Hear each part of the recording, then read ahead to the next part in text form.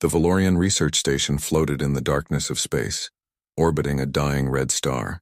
Inside the main observation deck, Dr. Kelmath stared through the massive window at the empty void beyond. His 3 fingers pressed against the cold glass as fear crept through his chest. The station felt too quiet, too vulnerable. "Another convoy destroyed," whispered Technician Vryn from behind him. Her voice shook as she spoke. "That makes 8 ships lost this month. The raiders took everything and everyone." Kelmath turned to face her. His tall, thin body moved slowly in the low gravity that his species needed to survive. Valorians had evolved on a gentle world with soft breezes and weak sunlight. They were peaceful people who had not fought a war in over 2,000 years. Violence was something from ancient history books, not something they understood anymore. Commander Talus entered the room. His elegant frame moved with the natural grace of someone whose ancestors had never known fear of predators. He looked tired and worried. The weight of leadership pressed heavily on his narrow shoulders. "We have no other choice left," Talus said quietly. "Our defense fleet is gone. All 8 ships were destroyed. The nearest allied systems are too far away to help us in time. We must send the emergency signal." Kelmath felt his breathing sacs flutter with anxiety. "You mean the restricted frequency?" "But Commander, the warnings in the database said—" "I know what the archives say," Talus interrupted him. "But those worlds on the outer edge of the galaxy are our only hope now. Even if the stories about them are true."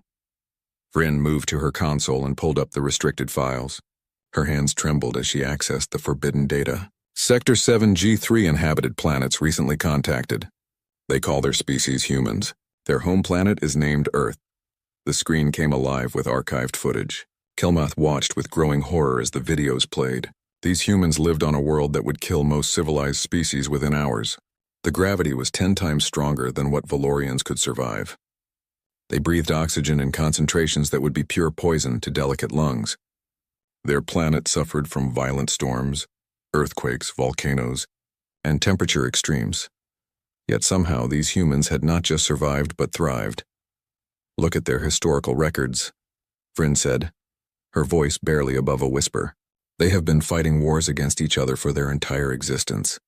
They have weapons powerful enough to crack planets open. They hunt dangerous animals for fun. They hurt themselves deliberately and call it sports." Kelmath watched videos of humans doing things they labeled as recreation. They jumped out of flying aircraft for excitement. They climbed straight up mountain cliffs without safety ropes. They punched each other bloody in fighting rings while crowds cheered. They ran impossible distances through burning deserts just to prove they could. "They are Deathworlders." Kelmath breathed out the word like a curse. "True Deathworlders." Commander Talus straightened his back, making his decision final. "We are desperate. Send the distress signal on the emergency frequency. Include our exact coordinates and explain our situation clearly. If these humans choose to help us, then we will face whatever comes after." Vryn typed the message with shaking hands. The signal went out into the vast emptiness of space, a desperate cry for help from a peaceful people to a world they barely understood and deeply feared. 3 days passed in tense silence. The crew of the research station waited and worried. Some thought the humans would ignore them. Others feared what would happen if they came. Then the reply arrived. "Valorian Research Station, this is Captain Marcus Drake of the Terran Defense Coalition ship Iron Hammer. We have received your distress call and understood your situation. A relief fleet is already moving toward your position. Estimated time of arrival is 4 days. Stay calm and stay safe. Humanity is coming to help." The voice that came through the speakers sounded young but carried absolute confidence. There was no hesitation, no doubt, no fear in those words. The humans were already moving, already bringing their warships, already preparing for violence with a casualness that made Kelmath's blood run cold. "What have we done?" Vryn whispered into the silence that followed. Talus stared at the communication console with an expression of mixed hope and dread. "We have invited monsters to come fight other monsters. Now we can only pray that we chose the lesser evil." The next 4 days crawled by slowly. Every hour felt like a year. The station's sensors were pointed toward the direction the human fleet would arrive from. The crew barely slept. They jumped at every small sound and shadow. On the morning of the 4th day, the sensors detected them. 12 ships appeared at the edge of the system, moving faster than any Valorian vessel could manage. They were massive compared to the elegant research ships that Valorians built. These human ships looked brutal and ugly, all sharp angles and heavy armor plating. Every surface bristled with weapons. These were ships designed by people who expected to be shot at and wanted to shoot back even harder. The lead ship opened a communication channel. Captain Drake's face appeared on the main screen. He looked young for a commander, perhaps 30 standard years. His features were sharp and hard. His eyes had seen combat and death. Behind him, Kelmath could see crew members moving with quick efficiency. Their bodies were thick with muscle, adapted to crushing gravity that would flatten a Valorian instantly. Commander Talus, this is Captain Drake reporting. Our sensors have scanned your entire system. We have detected 17 raider vessels in orbit around your fourth planet. Can you confirm these are the hostile forces that destroyed your fleet? Yes, Captain Drake, but please understand there are so many of them. Our entire defense fleet had only 8 ships and they destroyed us in less than... Understood completely. Drake cut him off. His expression became harder, colder. We have dealt with slavers and raiders before. They will not be walking away from this system. Drake out. The communication ended abruptly. The human ships moved into attack formation with terrifying speed. Valorian vessels were designed for beauty and efficiency. These human warships moved like hunting predators, fast, aggressive, and full of deadly purpose. Sir? Vryn called out from her station. The raider ships have detected the human fleet. They are moving to intercept instead of running away. Kelmath watched in disbelief. Why would they attack? They must see they are outnumbered. No, Talus said quietly, understanding the mistake. The raiders outnumber the humans. 17 ships against only 12. The raiders have conquered dozens of star systems. To them, this looks like another easy victory. Kelmath felt a chill run through his body. The raiders had no idea what was coming for them. They thought they were hunters about to catch easy prey. They were so very wrong. The two fleets rushed toward each other. The distance closed rapidly. Soon they would be within weapons range. Kelmath found he could not look away from the display screen. Part of him was terrified of what was about to happen. Another part of him desperately needed to see if these violent humans could actually save them. The moment of truth was coming. The galaxy was about to learn what happened when someone threatened the weak while Deathworlders were watching. The Harvester warlord Krax the Render sat in his command chair and watched the approaching human vessels with satisfaction. His mandibles clicked together in amusement. 17 powerful warships against 12 smaller craft. This would be over quickly. They moved strangely, his weapons officer observed. The scarred veteran had fought in over 50 successful conquests. They make quick turns and hard burns. They waste much fuel with such tactics. Krax's mandibles clicked louder, expressing his pleasure.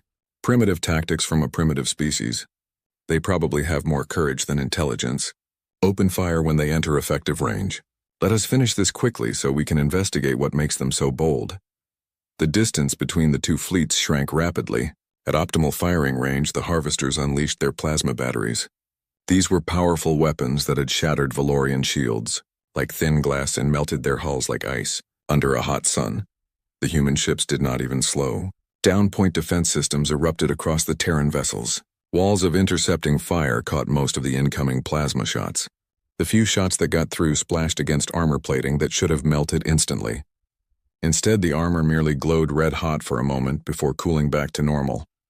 What are their ships constructed from? The weapons officer gasped in shock.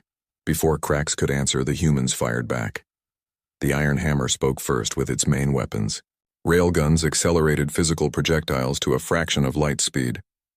These were not energy weapons that could be blocked by shields. These were solid metal moving faster than most species could comprehend. The first Harvester ship's shields collapsed like they were made of paper. The second shot punched completely through the hull. The vessel broke in half. Atmosphere and bodies vented into the cold vacuum of space. Impossible, Krax roared in fury and fear. Our shields do not fail that quickly. Nothing penetrates our armor that fast. But the humans were not finished. Missile pods opened along the hulls of every human ship. Hundreds of smart munitions streaked toward the Harvester fleet. These were not the simple guided plasma charges that most civilized species used in combat. These were fusion-tipped weapons with independent targeting computers. They dodged and weaved through space. They hunted. 3 more Harvester ships died in brilliant nuclear fire that lit up the darkness. Full evasive action. Emergency retreat! Krax screamed at his crew. Fear filled his voice now instead of confidence. Get us away from them! But escape was already impossible. The human ships had broken their tight formation. At first this looked like chaos and disorder. Then Krax realized the horrible truth. They were not confused. They were hunting. Individual human ships peeled off to pursue specific harvester vessels. They moved with perfect coordination that suggested they had practiced this exact maneuver 1,000 times before. Back on the Valorian research station, Dr. Kelmuth watched the battle unfold on the sensor displays. His hands gripped the console edge so hard his fingers hurt. "They are not fighting," he whispered in horror. "They are slaughtering them." Commander Tallis could not look away from the screens. The humans fought with a level of brutality that went far beyond military necessity. When a harvester ship tried to surrender and broadcast the universal ceasefire signal, the human vessel pursuing it did not slow down at all. It fired a spread of missiles that crippled the raider ship's engines, then immediately moved on to hunt the next target. "Sir, the raiders are broadcasting surrender codes," Vrin called out urgently. "But the humans are ignoring them." Tallis opened a communication channel to the Iron Hammer. "Captain Drake, the raider ships are trying to surrender to you." Drake's face appeared on the screen. His expression was completely cold. "Yes, we received their signals. We also saw the Valorian bodies floating in space near their ships. Your people's life support systems were deliberately vented. They murdered helpless prisoners. These raiders do not get to surrender today." The communication channel cut off sharply. In just 12 minutes, the battle was completely over. 17 harvester ships had been reduced to wreckage and expanding clouds of frozen gas. The human fleet had not lost a single vessel. Some ships had taken damage from lucky hits, scorched armor plating here, a destroyed weapon turret there, but every ship was still intact and fully functional. Krax the Render watched from his dying command ship as a human boarding pod attached itself to his hull with a heavy clang. He had heard Captain Drake's cold transmission. These humans were not taking prisoners who would face trial later. They were coming to finish what they started. The airlock exploded inward with brutal force. Through the smoke and flames came figures in powered armor. They stood 7 feet tall, bristling with weapons, moving with the absolute confidence of apex predators who had never feared anything in their entire lives. The lead human's helmet retracted with a hiss of releasing pressure. A woman with cold eyes and a thick scar across her jaw stared at Krax. Her armor displayed her name and rank. "Lieutenant Emma Cortez, Krax the Render," she said. Her voice echoed in the ruined bridge. 17 star systems conquered. Thousands of innocent beings dead. You have been very busy. Krax tried to stand up to maintain some dignity in defeat. "By the laws of galactic warfare, you must accept my—" "Galactic law does not apply to pirates and murderers," Cortez interrupted him sharply. "You gave up those legal protections when you started killing defenseless civilians. But do not worry about dying today." Krax felt a brief moment of relief before he saw her smile. It was the expression of a predator playing with caught prey. His relief turned to ice-cold fear. "We are not going to kill you here," Cortez continued. "We are taking you back to Earth to stand trial. The families of your victims deserve to watch justice being delivered." As the human soldiers dragged him toward the boarding pod, Krax finally understood his terrible mistake. He had not encountered regular soldiers. He had encountered something far more dangerous. These humans were a species that had evolved by fighting each other on a world that tried to kill them every single day. They had climbed to the top of their planet's food chain through pure violence and determination, and they had never forgotten how to wage total war. Back on the Valorian station, Captain Drake's face reappeared on the communication screen. "Commander Tallis, your system is now secure. We have recovery teams pulling survivors from damaged vessels.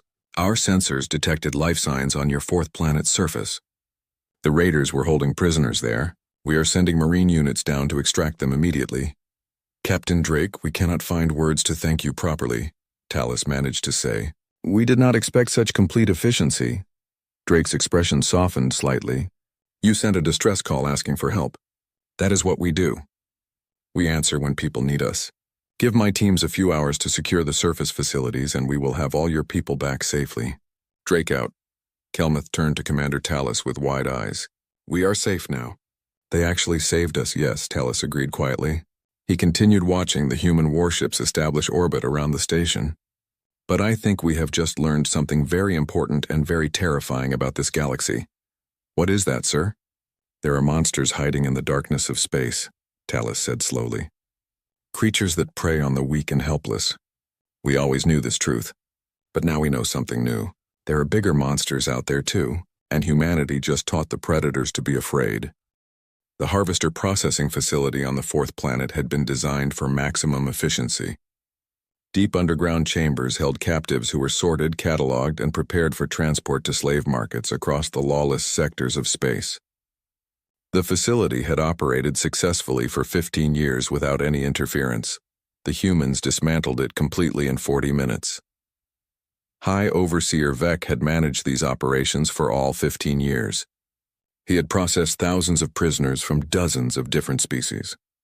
Never once had anyone attempted a rescue. The facility's defenses were too strong. Automated turrets covered every approach. Energy shields protected the main structures. The underground location made orbital bombardment completely ineffective. None of these defenses mattered against what was coming. The first warning came when all the lights died simultaneously. Emergency power systems activated, bathing the control room in blood-red illumination. Vec rushed to the sensor station, his two hearts pounding with sudden fear. What is happening? Give me a report immediately. The technician's voice shook as he spoke. Surface defenses are completely offline. All of them at the same time. I do not understand how this is possible. They should have engaged automatically when those ships entered our atmosphere.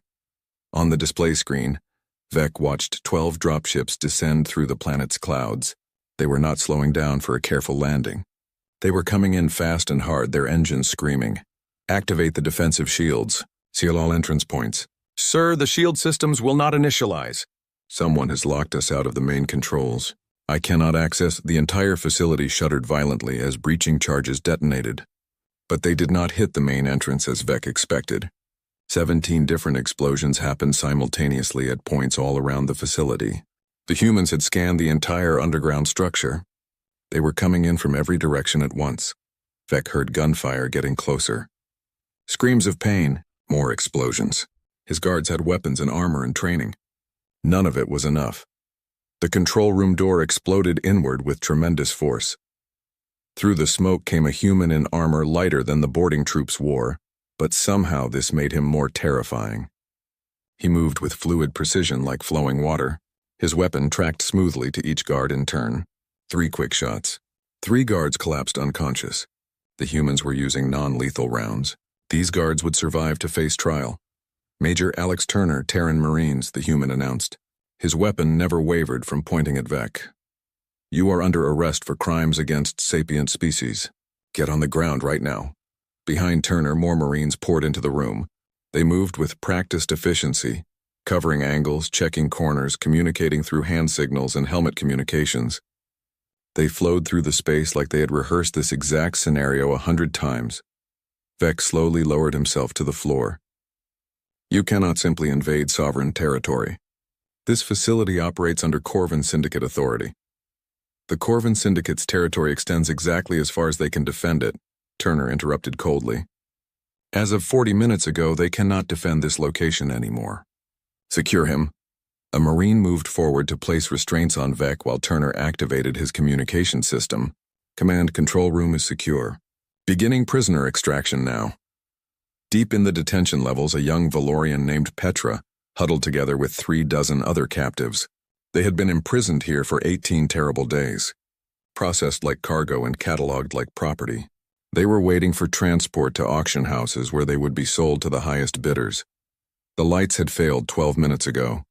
Now they could hear explosions getting steadily closer. The heavy door to their cell suddenly sparked with intense heat. A circular section simply fell inward, cut free by something impossibly hot. A human stepped through the smoking hole. His helmet retracted to reveal an older face with gray hair and surprisingly kind eyes. I am Corporal James Bennett, he said gently. His translator adjusted to communicate with each species present. We are with the Terran Defense Coalition. You are all safe now. We are getting you out of here. Petra could not speak. She could not process what was happening. One of the other prisoners, a Therian merchant, found his voice first. The guards told us they would kill everyone if any rescue was attempted. The guards have been neutralized, Bennett said simply. Some will face trial for their crimes. Others will not survive to see trial. That does not matter right now. What matters is getting all of you home safely. Can everyone here walk? Over the next 2 hours, the Marines extracted every single prisoner from the facility. 247 beings from 19 different species. All were terrified. Many were injured from rough treatment. Some were barely clinging to life. The humans seemed to be everywhere at once. Combat medics treated wounds with advanced medical technology. Soldiers cleared corridors with ruthless efficiency. Engineers disabled the remaining defensive systems. They all worked with mechanical precision. But Petra noticed something that surprised her greatly. The humans were incredibly gentle with all the prisoners. These same humans who had torn through the facility's defenses like they were thin paper, who had fought with such brutal efficiency, now carried injured prisoners with extreme care. They spoke in soft voices to traumatized children. They showed infinite patience with species they had never encountered before today. One Marine with the name Rodriguez on his armor knelt beside a small Phalesian child who was crying. The child had been separated from her parent in the chaos and confusion. "Hey there, little one," Rodriguez said softly. He removed his helmet to appear less frightening. "Everything is okay now. We are going to find your mother, I promise. Look at this." He pulled out a small device and projected a hologram into the air. Images of Earth appeared. Blue oceans, green forests, strange animals the child had never seen before. "That is my home planet," Rodriguez explained patiently. "When we finish here, you are going back to your home. But first, let us find your mother together. Deal?" The child's crying slowly quieted. She reached out and took Rodriguez's enormous armored hand in her tiny one. She nodded agreement. Major Turner coordinated the entire evacuation from the captured control center. Multiple screens showed his Marines working throughout the facility. "Sir," one of his lieutenants reported, "we found another detention section. These prisoners have been held here much longer than the others. Some of them are in very bad medical condition." Turner's jaw clenched with barely controlled anger. "Make medical evacuation the top priority. I want transport shuttles here in 5 minutes. Coordinate with the fleet. Tell them to prepare their medical bays immediately." "Yes, sir." Captain Drake's voice came through the communication system. "Turner, give me a situation report. Facility is completely secured, Captain. All prisoners are accounted for. 247 total individuals. We have medical emergencies that need priority evacuation.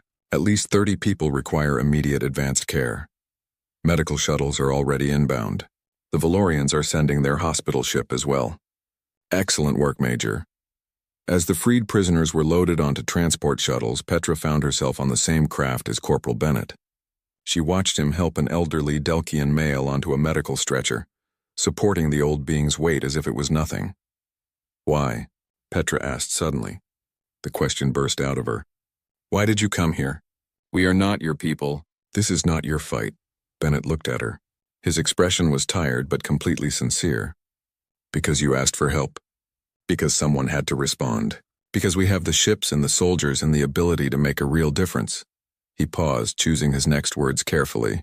"And because if we do not stand up for people who cannot fight back, then what is the point of being the strongest?"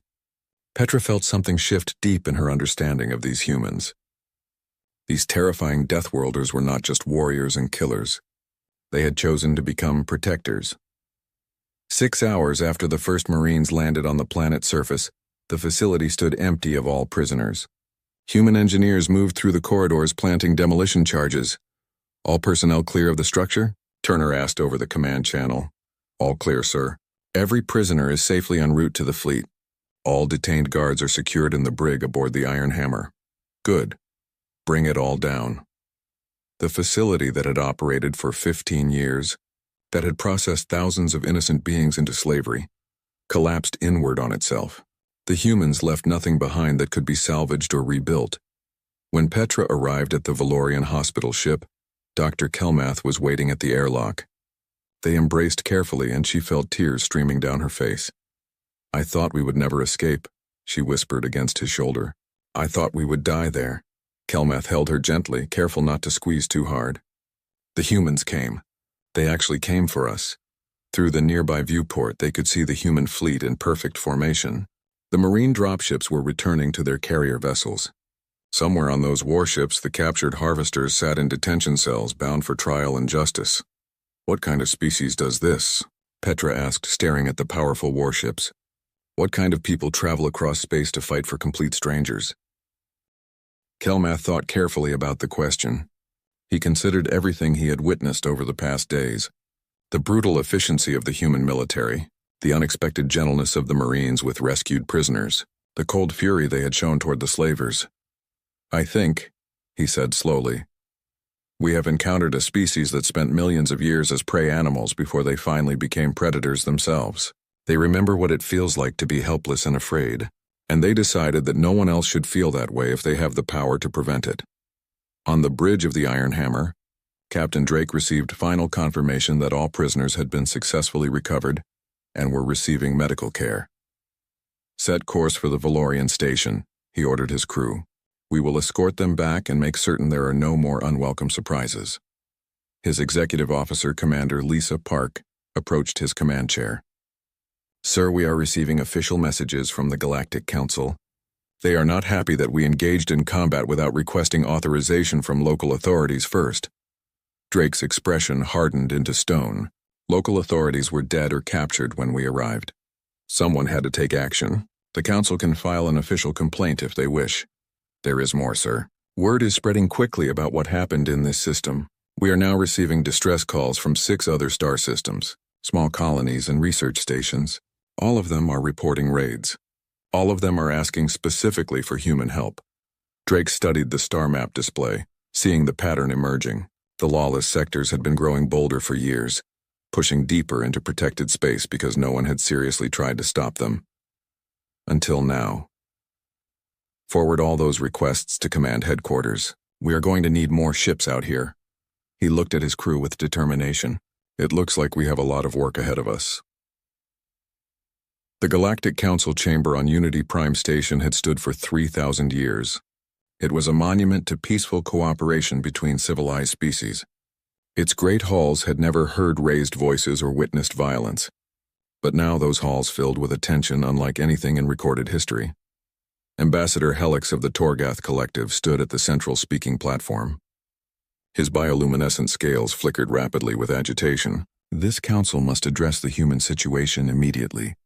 In the past standard month, they have conducted 17 unauthorized military operations across sovereign space. Sovereign space controlled by criminal organizations. Ambassador Rachel Kim interrupted sharply. She stood calmly at the human delegation station. Let us not pretend the sectors in question were legitimate governments. High Counselor Mevas raised one crystalline appendage to call for silence. His species, the Cerithians, had led the council for 8 centuries. Ambassador Kim, the concern is not about whether your targets were legitimate.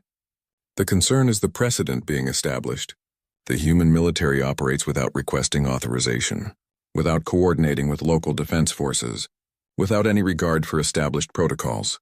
Rachel activated a holographic display above her station. These are the protocols you reference?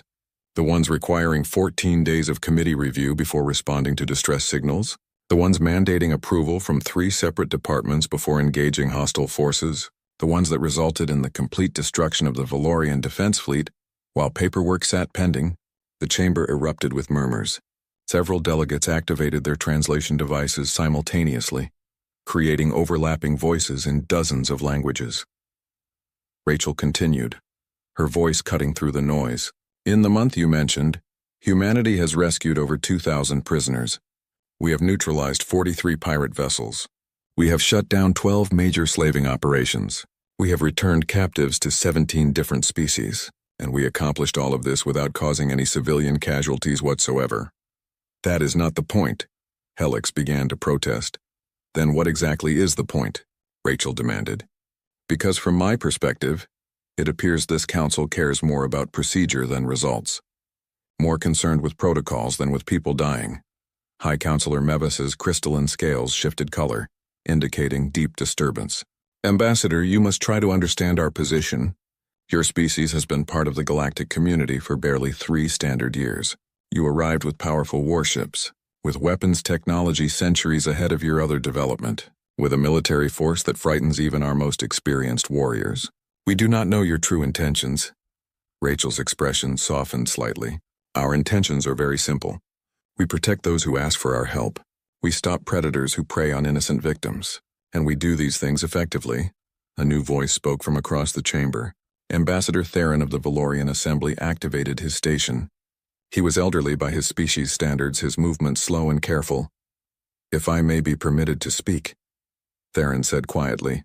The entire chamber fell silent out of respect for his age and wisdom. "I was part of the first delegation that made contact with Earth. I have read their historical files carefully. I have studied humanity's development extensively. I have also personally witnessed what they did to save my people." He pulled up footage showing the destruction of the Harvester fleet, videos of the prison facility liberation, images of human Marines carefully carrying injured Valorians to safety. "Yes, humans are frightening to us," Theron continued. "Yes, they are violent by our cultural standards. Yes, they operate with military efficiency that makes us deeply uncomfortable." He paused, his voice growing stronger. "But when my people sent that desperate distress signal, when we were dying and helpless, when no one else could reach us quickly enough, the humans came. They did not hesitate even for a moment. They did not form a committee to debate options. They did not worry about legal implications. They simply came to help us." "That is exactly what concerns this council," said Ambassador Corvus of the Delkian hierarchy. "Humanity solves every problem with violence. Every other civilized species has evolved beyond such primitive responses. We use diplomacy first, economic pressure when needed, legal frameworks to resolve conflicts. And while you are using those approaches, innocent people die," Rachel stated bluntly. "I have personally reviewed the Council's historical response times to similar crisis situations. The average response time is 47 days. The survival rate of prisoners during that time frame is 32%. Humanity's average response time is 96 hours. Our survival rate for prisoners is 98%. You tell me which approach is truly more civilized." The chamber descended into complete chaos. Delegates shouted arguments back and forth. Accusations flew in every direction. Centuries of peaceful diplomatic discourse crumbled in the face of uncomfortable truths that could no longer be ignored. High Counselor Mevis called loudly for order. His voice was amplified across the entire chamber. "Enough of this. This debate solves nothing productive. Ambassador Kim, the Council acknowledges humanity's effectiveness in these situations, but we absolutely need assurances from Earth. We need to know that your species will not use its obvious military superiority to impose its will across the galaxy."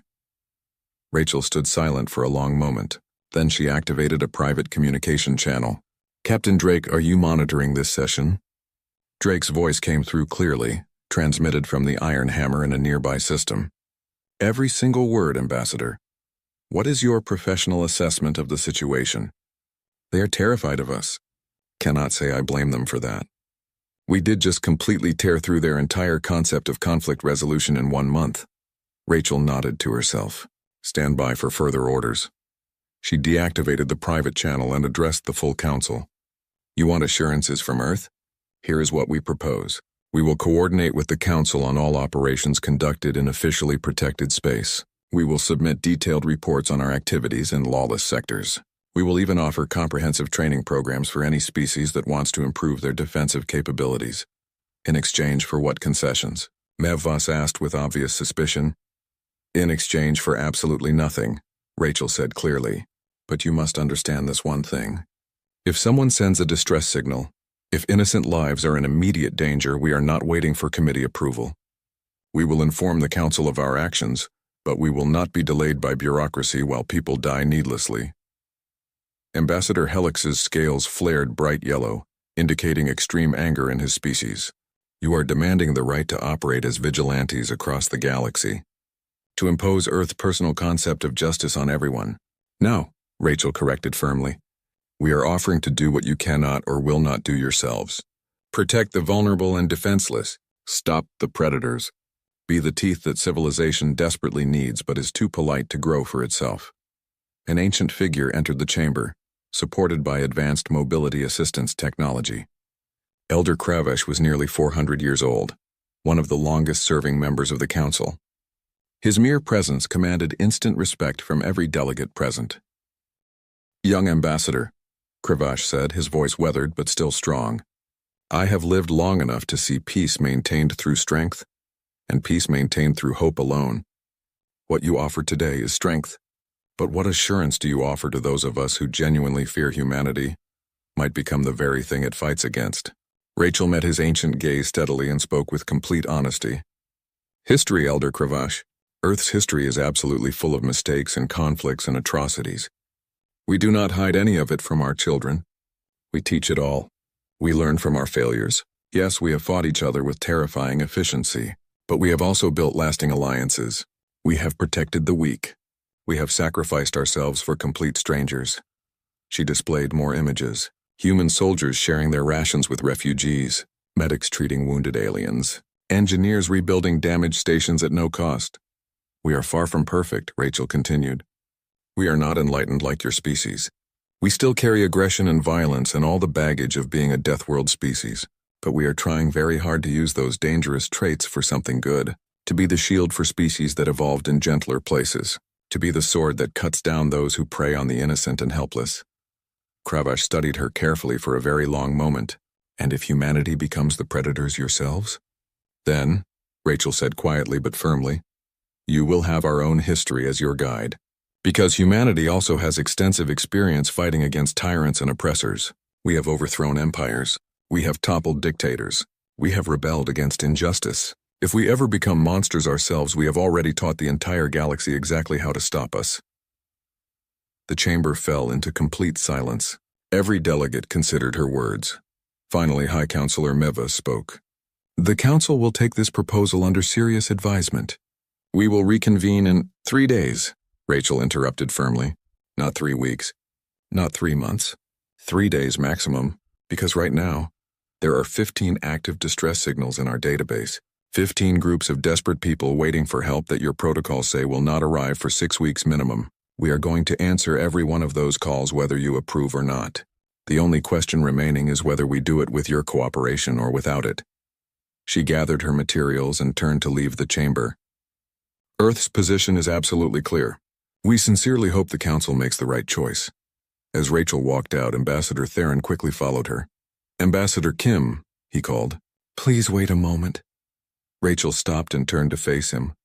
Thank you, Theron said with deep sincerity. Thank you for everything your people did for mine. And thank you for saying what desperately needed to be said in that chamber. I did not do it to make political friends, Rachel admitted. No, Theron agreed with a slight smile. You did it because it needed doing. That is very human of you. His expression turned serious. The Council will approve your proposal. They have absolutely no choice in the matter. Because you are completely right, and everyone in that chamber knows the truth. They are simply afraid to admit that everything we have carefully built over centuries, our peaceful civilization and diplomatic protocols and enlightened society, only functions because no one has seriously threatened it. Until now.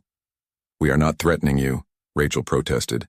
I understand that completely, but you are threatening our comfortable illusions. You have reminded us that there are dangerous wolves hiding in the darkness, and talking to wolves does not always work. Sometimes you need to be more frightening than they are. Theron's expression turned very serious. Just promise me one important thing. What is that? Remember that the species you are protecting are not warriors like you. We are not natural fighters. Many of us have evolved completely beyond the capacity for violence.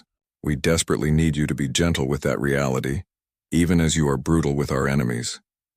Rachel thought about the Marines she had served with, about Drake and his crew, about every human she had observed interacting with rescued prisoners. We remember that truth, she promised. We remember because we spent most of our own evolution being prey animals too. We know exactly what it feels like to be afraid and helpless. We simply learned to fight back against our predators. Now we fight for those who cannot fight for themselves.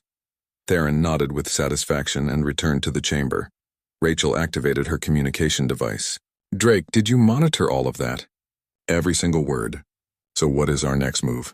We have 3 days before the Council makes their official decision. In the meantime, those 15 distress signals are not getting any quieter while we wait. Already plotted navigation courses to all of them. We can split the fleet into smaller groups and hit all 15 locations in coordinated strikes. We'll not leave much ships in reserve, though. Do it anyway. And Drake? Make these operations absolutely clean. Show them exactly what humanity is truly capable of when we are protecting innocent people instead of fighting each other. Understood completely. One more thing, Ambassador. You made us sound quite heroic in that chamber. I hope we can actually live up to that image. Rachel smiled grimly. We are human, Captain.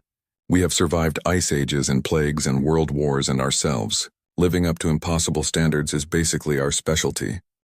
The 15 simultaneous military operations began at exactly 0600 hours Standard Galactic Time. Across 7 different sectors of space, human warships moved with deadly precision. Captain Drake stood on the bridge of the Iron Hammer, carefully watching the tactical display. His ship was leading the strike against the Corvin Syndicate's primary processing facility. This was a massive orbital station where they sorted captives before distribution to various illegal markets. Captain, we are receiving a transmission from the station, reported Communications Officer Davies. They are threatening to execute prisoners immediately if we do not withdraw our forces. Drake's expression did not change at all. When exactly did the threat transmission come through? Just now, sir. And how long ago did their sensors first detect our approach? 8 minutes ago, sir. So they have had 8 full minutes to carry out their threat and have not done so, which clearly means they are bluffing to buy time. Continue approach at current speed. Prepare to launch boarding pods on my direct command. In another sector of space, Commander Lisa Park commanded the destroyer Relentless. She faced down a pirate armada that had been raiding civilian transports for years. The pirates had assembled 40 ships, all cobbled together from stolen vessels and outdated military hardware. The Relentless was completely alone. Ma'am, they are broadcasting to us, her communications officer reported. They are actually laughing at us. They want to know if we are aware of the numerical difference. Park smiled coldly. Reply to their transmission. Tell them we are very well aware of the numbers. Also tell them we are aware they have been attacking unarmed civilian ships for 3 years. Then ask them politely if they have ever fought someone who actually shoots back. Ma'am, do exactly as I ordered. Then target their flagship with our main railgun and fire a warning shot. Put it close enough that they feel the heat wash. The railgun spoke with authority. A tungsten rod traveling at a significant fraction of light speed passed within mere meters of the pirate flagship's hull. The kinetic energy alone created a powerful shockwave that violently shook the entire vessel. Now send them another message, Park said quietly. Tell them they have exactly 1 chance to surrender immediately. After that single chance, we stop being polite with them. Across multiple sectors, similar confrontations played out. Human ships, significantly outnumbered and facing heavily fortified positions, systematically dismantled criminal operations that had existed successfully for decades. But not everything proceeded according to the original plans. Major Turner's Marine units hit the surface of a planet controlled by the Raxian cartel. This group was notorious for using prisoners as human shields during conflicts. Intelligence reports had suggested approximately 200 captives at this location. They found over 1,000 beings held in conditions that made Turner physically sick. Command, we have encountered a serious problem, Turner reported from the surface. Prisoner count is 5 times higher than our estimates. We do not have sufficient transport capacity for this many people. Drake's voice came back immediately. Understood completely. Hold your current position. We are rerouting transport assets to your location now. Sir, the Raxians are regrouping their forces. They are bringing in heavy reinforcements from surrounding areas. My Marines can hold the position, but if the enemy decides to start executing prisoners, they will not do that. You know why? Turner scanned the sensor readings showing approaching enemy forces. Heavily armed, numerous, and very angry. No, sir, I honestly do not know why. Because you are going to show them exactly what happens if they try. Rules of engagement are now weapons-free, Major. Protect those prisoners at absolutely all costs. The Raxian assault hit the human defensive perimeter like a tidal wave against solid rock. The attackers had superior numbers, complete local knowledge, and fierce determination. The Marines had iron discipline, superior defensive positions, and had trained for exactly this type of scenario on their brutal Deathworld home. Turner watched through his helmet display as his troops executed textbook defensive patterns. Overlapping fields of fire that left no gaps. Tactical withdrawal to stronger positions when needed. Drone support providing real-time intelligence on enemy movements. Every single move was carefully calculated. Every shot fired with precision. A group of Raxians attempted to flank the position using underground tunnel networks. The Marines had already seeded those tunnels with motion sensors and were waiting in perfect ambush positions. Corporal Bennett, Turner ordered through the command channel. Take your squad and collapse those tunnel entrances. I do not want any more nasty surprises. Bennett's acknowledgement came immediately. His team moved with practiced efficiency to seal off the underground approaches using carefully placed demolition charges. The battle lasted exactly 3 hours. When the fighting finally ended, the Raxian assault force had suffered over 70% casualties. Every single Marine was still combat capable, though some carried moderate wounds. Sir, Bennett reported, all prisoners are secure in our defensive perimeter. 0 casualties among the captives. Turner surveyed the battlefield littered with enemy dead and the shattered remnants of what had been a confident assault force. Outstanding work, everyone. Transport ships are inbound now. Let us get these people home where they belong.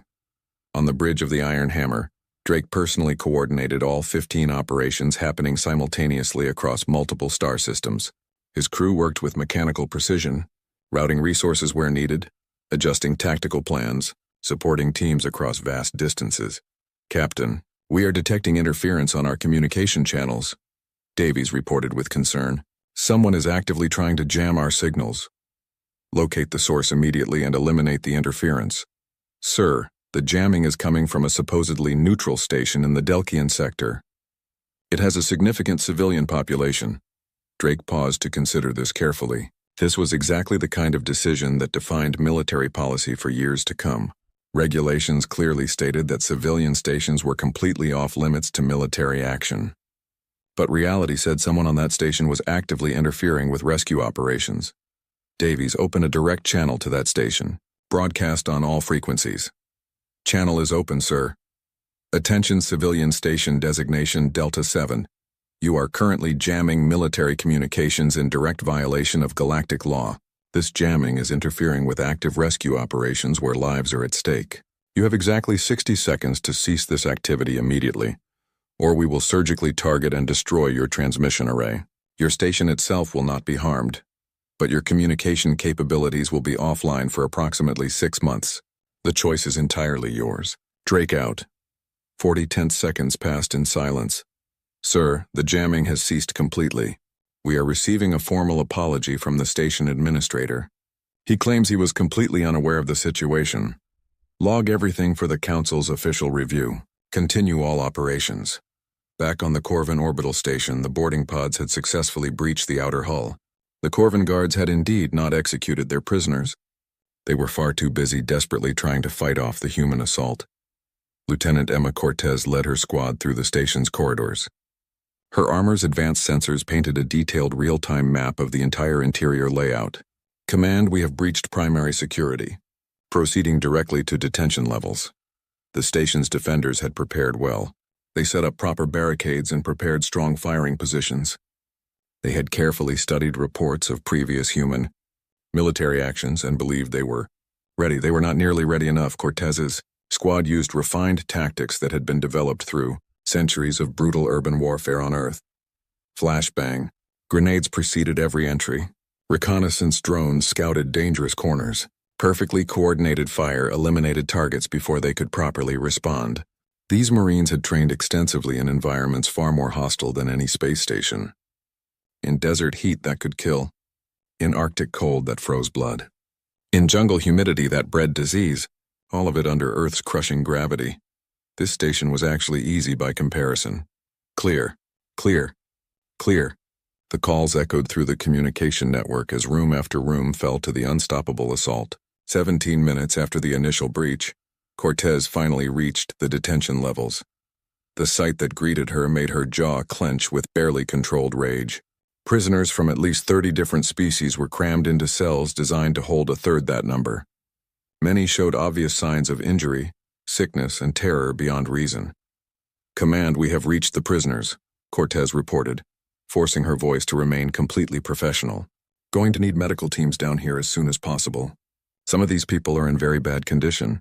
Medical teams are inbound to your location now. Secure the entire area. Cortez's squad spread out efficiently, establishing a defensive perimeter while she approached the nearest cell. Inside, a group of Valorians huddled together in fear. One young female stared at Cortez with impossibly wide eyes. "It is okay now," Cortez said softly, retracting her helmet to show her human face. We are here to help you. You are completely safe now. The Valorian's translator device processed the words. Tears began streaming down her delicate face. They kept saying that no one was coming for us, that we had been forgotten by everyone. Cortez felt something twist painfully in her chest. Anger, sadness, and fierce determination all mixed together. Well, they lied to you. We heard your distress calls. We came as fast as we could. And we are taking every single one of you home.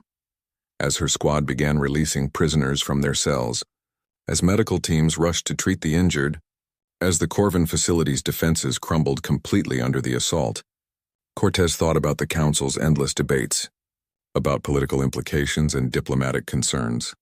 Then she looked directly at the prisoners, at their overwhelming relief, at their tears of joy, at their expressions of profound gratitude, and she decided that politics could wait for another day. This moment was what truly mattered. This was exactly why humanity had built powerful warships and trained professional warriors. Not for conquest or glory. For this exact moment, 8 hours after all operations began, all 15 simultaneous strikes were complete. 2,347 prisoners successfully rescued. 41 major criminal operations permanently destroyed. 3 powerful cartel leaders captured alive for trial. Human casualties across all operations. 17 wounded, none with critical injuries. 0 fatalities. On the bridge of the Iron Hammer, Drake received final reports from all operational theaters. All teams, truly outstanding work today. Begin recovery operations immediately and prepare for jump back to Council space. He opened a private channel to Ambassador Kim. Mission complete, Ambassador. All objectives successfully achieved. All personnel accounted for. Rachel's voice came back, barely concealing her profound relief. What about casualties? Nothing serious at all. Some bumps and bruises. Nothing that will not heal quickly. And the prisoners we rescued? All safe.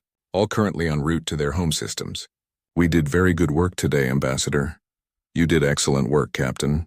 The Council has been monitoring the entire situation closely. I do not think they will be debating much longer. Drake allowed himself a small, satisfied smile. Very glad to hear that. What comes next? Next? You come back here and we have the very awkward conversation where I explain to a chamber full of pacifist species why the scary Deathworld humans just conducted the most successful coordinated military operation in all of recorded galactic history. Looking forward to it greatly. Drake out. He turned to address his crew, seeing the exhaustion and pride clearly written on their faces. They had pushed themselves to maximum limits, operated at peak efficiency, and proven conclusively what humanity could accomplish when fighting for others instead of against each other. Excellent work, everyone, Drake announced. When we get back to Council space, the first round of drinks is on me. The crew erupted in cheers, a sound of hard-earned victory and relief that echoed through the entire ship. But as Drake turned back to stare at the viewport and the endless stars beyond, he could not shake a persistent feeling of unease. They had proven their point convincingly. They had shown the galaxy exactly what humanity could do. The real question was, what would the rest of the galaxy choose to do with that knowledge? 3 days later, the Galactic Council reconvened in the Great Chamber. The massive room was packed far beyond normal capacity, not just with official delegates, but with observers from dozens of worlds, with refugees who had been rescued, with freed prisoners, with representatives from species that had suffered terribly at the hands of the criminal organizations humanity had just destroyed. High Counselor Mevas called the session to official order. In light of recent events that have shaken our understanding, the Council has reached a final decision regarding Earth's military operations in galactic space. Rachel stood at the human delegation's station. She appeared outwardly calm despite the incredible tension filling the air. The evidence before us is absolutely clear, Mevas continued carefully. In 3 standard months, humanity has achieved what Council Defense Forces completely failed to accomplish in 3 full decades. Criminal activity in all affected sectors has dropped by 87%. Over 5,000 prisoners have been successfully rescued and safely returned to their homes. Mevas paused, his crystalline features catching and reflecting the chamber's lighting. The Council has also thoroughly reviewed all casualty reports. Despite conducting 41 separate military operations, Earth's forces have inflicted minimal collateral damage and caused exactly 0 civilian casualties. This record is completely unprecedented in our history. Ambassador Helix stood, his scales now showing a neutral blue color. The Torgath Collective formally wishes to withdraw all of our previous objections. We have reviewed the complete operational reports in extensive detail. Humanity's conduct throughout has been absolutely exemplary. Other delegates rose one by one, offering similar official statements. Species that had been deeply skeptical were now openly reconsidering their positions. The evidence was simply impossible to dispute. The Council's official decision is as follows. Mevis announced formally. Earth is hereby granted special authorization to conduct rapid response operations in all cases of immediate danger to sapient life. You will coordinate with Council security forces whenever possible, but you will not require prior approval for emergency interventions where time is critical. Rachel felt waves of relief wash through her, but Mevis was not finished speaking. However, this authorization comes with specific conditions. Earth will submit to annual reviews of all military conduct. You will provide comprehensive training to any species that wishes to develop their own defensive capabilities, and you will accept Council observers aboard your vessels to ensure complete transparency in all operations. We accept all of these conditions without reservation, Rachel said immediately. Earth has absolutely no desire to operate in secret. Transparency builds trust between our peoples. Elder Cravash rose very slowly, supported by advanced mobility assistance. I would speak if the Council permits. The floor recognizes Elder Cravash with great respect, Mevis acknowledged. I have lived very long, Cravash began, his ancient voice still carrying tremendous weight. I have personally seen empires rise to glory and fall to dust. I have witnessed peace and prosperity across the stars, and I have seen them threatened by those who completely reject civilization's most basic rules. He gestured toward the rescued prisoners filling every observation gallery. These beings stand alive before us today because humanity chose to act decisively. Not for profit or gain, not for territory or resources, not for political power, but simply because it was the right thing to do. Cravash turned slowly to face Rachel directly. Ambassador Kim, your species frightens us greatly. You are violent and aggressive by nature. You possess military capabilities far beyond most of our comprehension. You come from a world that should have destroyed you completely.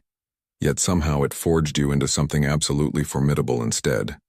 He paused for effect. But I believe strongly we have been asking entirely the wrong question all along. The question is not whether we should allow humanity to operate freely in galactic space. The question is, what took you so long to arrive and help us? The entire chamber erupted in surprised murmurs and shocked whispers. For far too long, Cravash continued with growing strength, we have told ourselves comfortable lies. That civilization means completely abandoning the capacity for violence. That being truly enlightened means being entirely passive. That we can maintain lasting peace through hope and good intentions alone. Humanity has shown us our terrible mistake. Peace must be actively defended. Civilization must have teeth. And sometimes the greatest strength is knowing exactly when to use that strength in direct service of others. He turned to address the full Council Assembly. I propose we do far more than simply authorize Earth's operations. I propose we establish a permanent galactic defense coalition, with humanity providing tactical training, military leadership, and operational expertise. It is past time we learned to properly defend ourselves again. Not to become warriors seeking glory, but to ensure we never again have to watch helplessly while criminals prey on our innocent people. The proposal sent absolute shockwaves through the ancient chamber. Species that had been completely pacifist for millennia suddenly faced the difficult prospect of developing military capabilities again after so long. Ambassador Theron stood firmly. The Valorian Assembly supports this proposal with enthusiasm. We have seen firsthand what happens when peaceful species have absolutely no means to protect themselves. We cannot rely solely on human intervention forever. We must also rebuild our own capacity to defend what we hold dear. One by one, other delegates rose in clear support. Not all of them agreed. Some species were simply too far removed from violence to consider it again, but enough supported the idea. More than enough to make it reality. The formal vote was called. The proposal passed by a significant majority.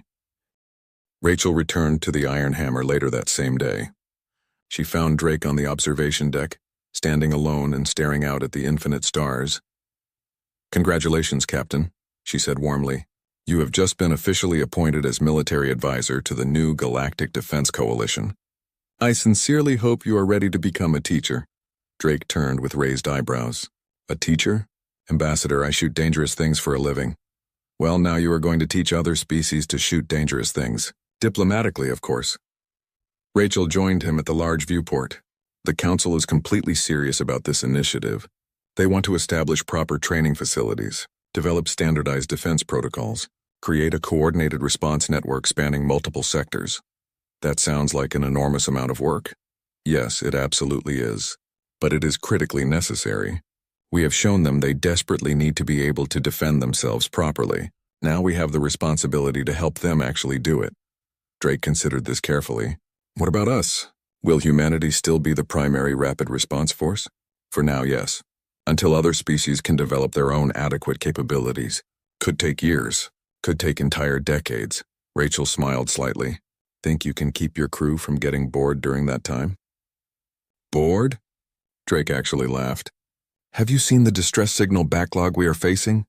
We have confirmed work lined up for the next 2 full years minimum. The major difference is now we will have proper support instead of fighting every single bureaucratic battle. They stood together in comfortable silence, watching the stars slowly drift past. Do you honestly think we did the right thing? Rachel asked quietly. Coming out here showing them what we are truly capable of. Some of them are absolutely terrified of us now. Some of them absolutely should be terrified, Drake said with complete honesty. We are genuinely dangerous. But they desperately needed dangerous. They needed someone willing to fight when fighting became necessary. He turned to look at her directly. We gave them a real choice. Keep being helpless victims or learn to defend themselves properly. That is not a bad thing at all.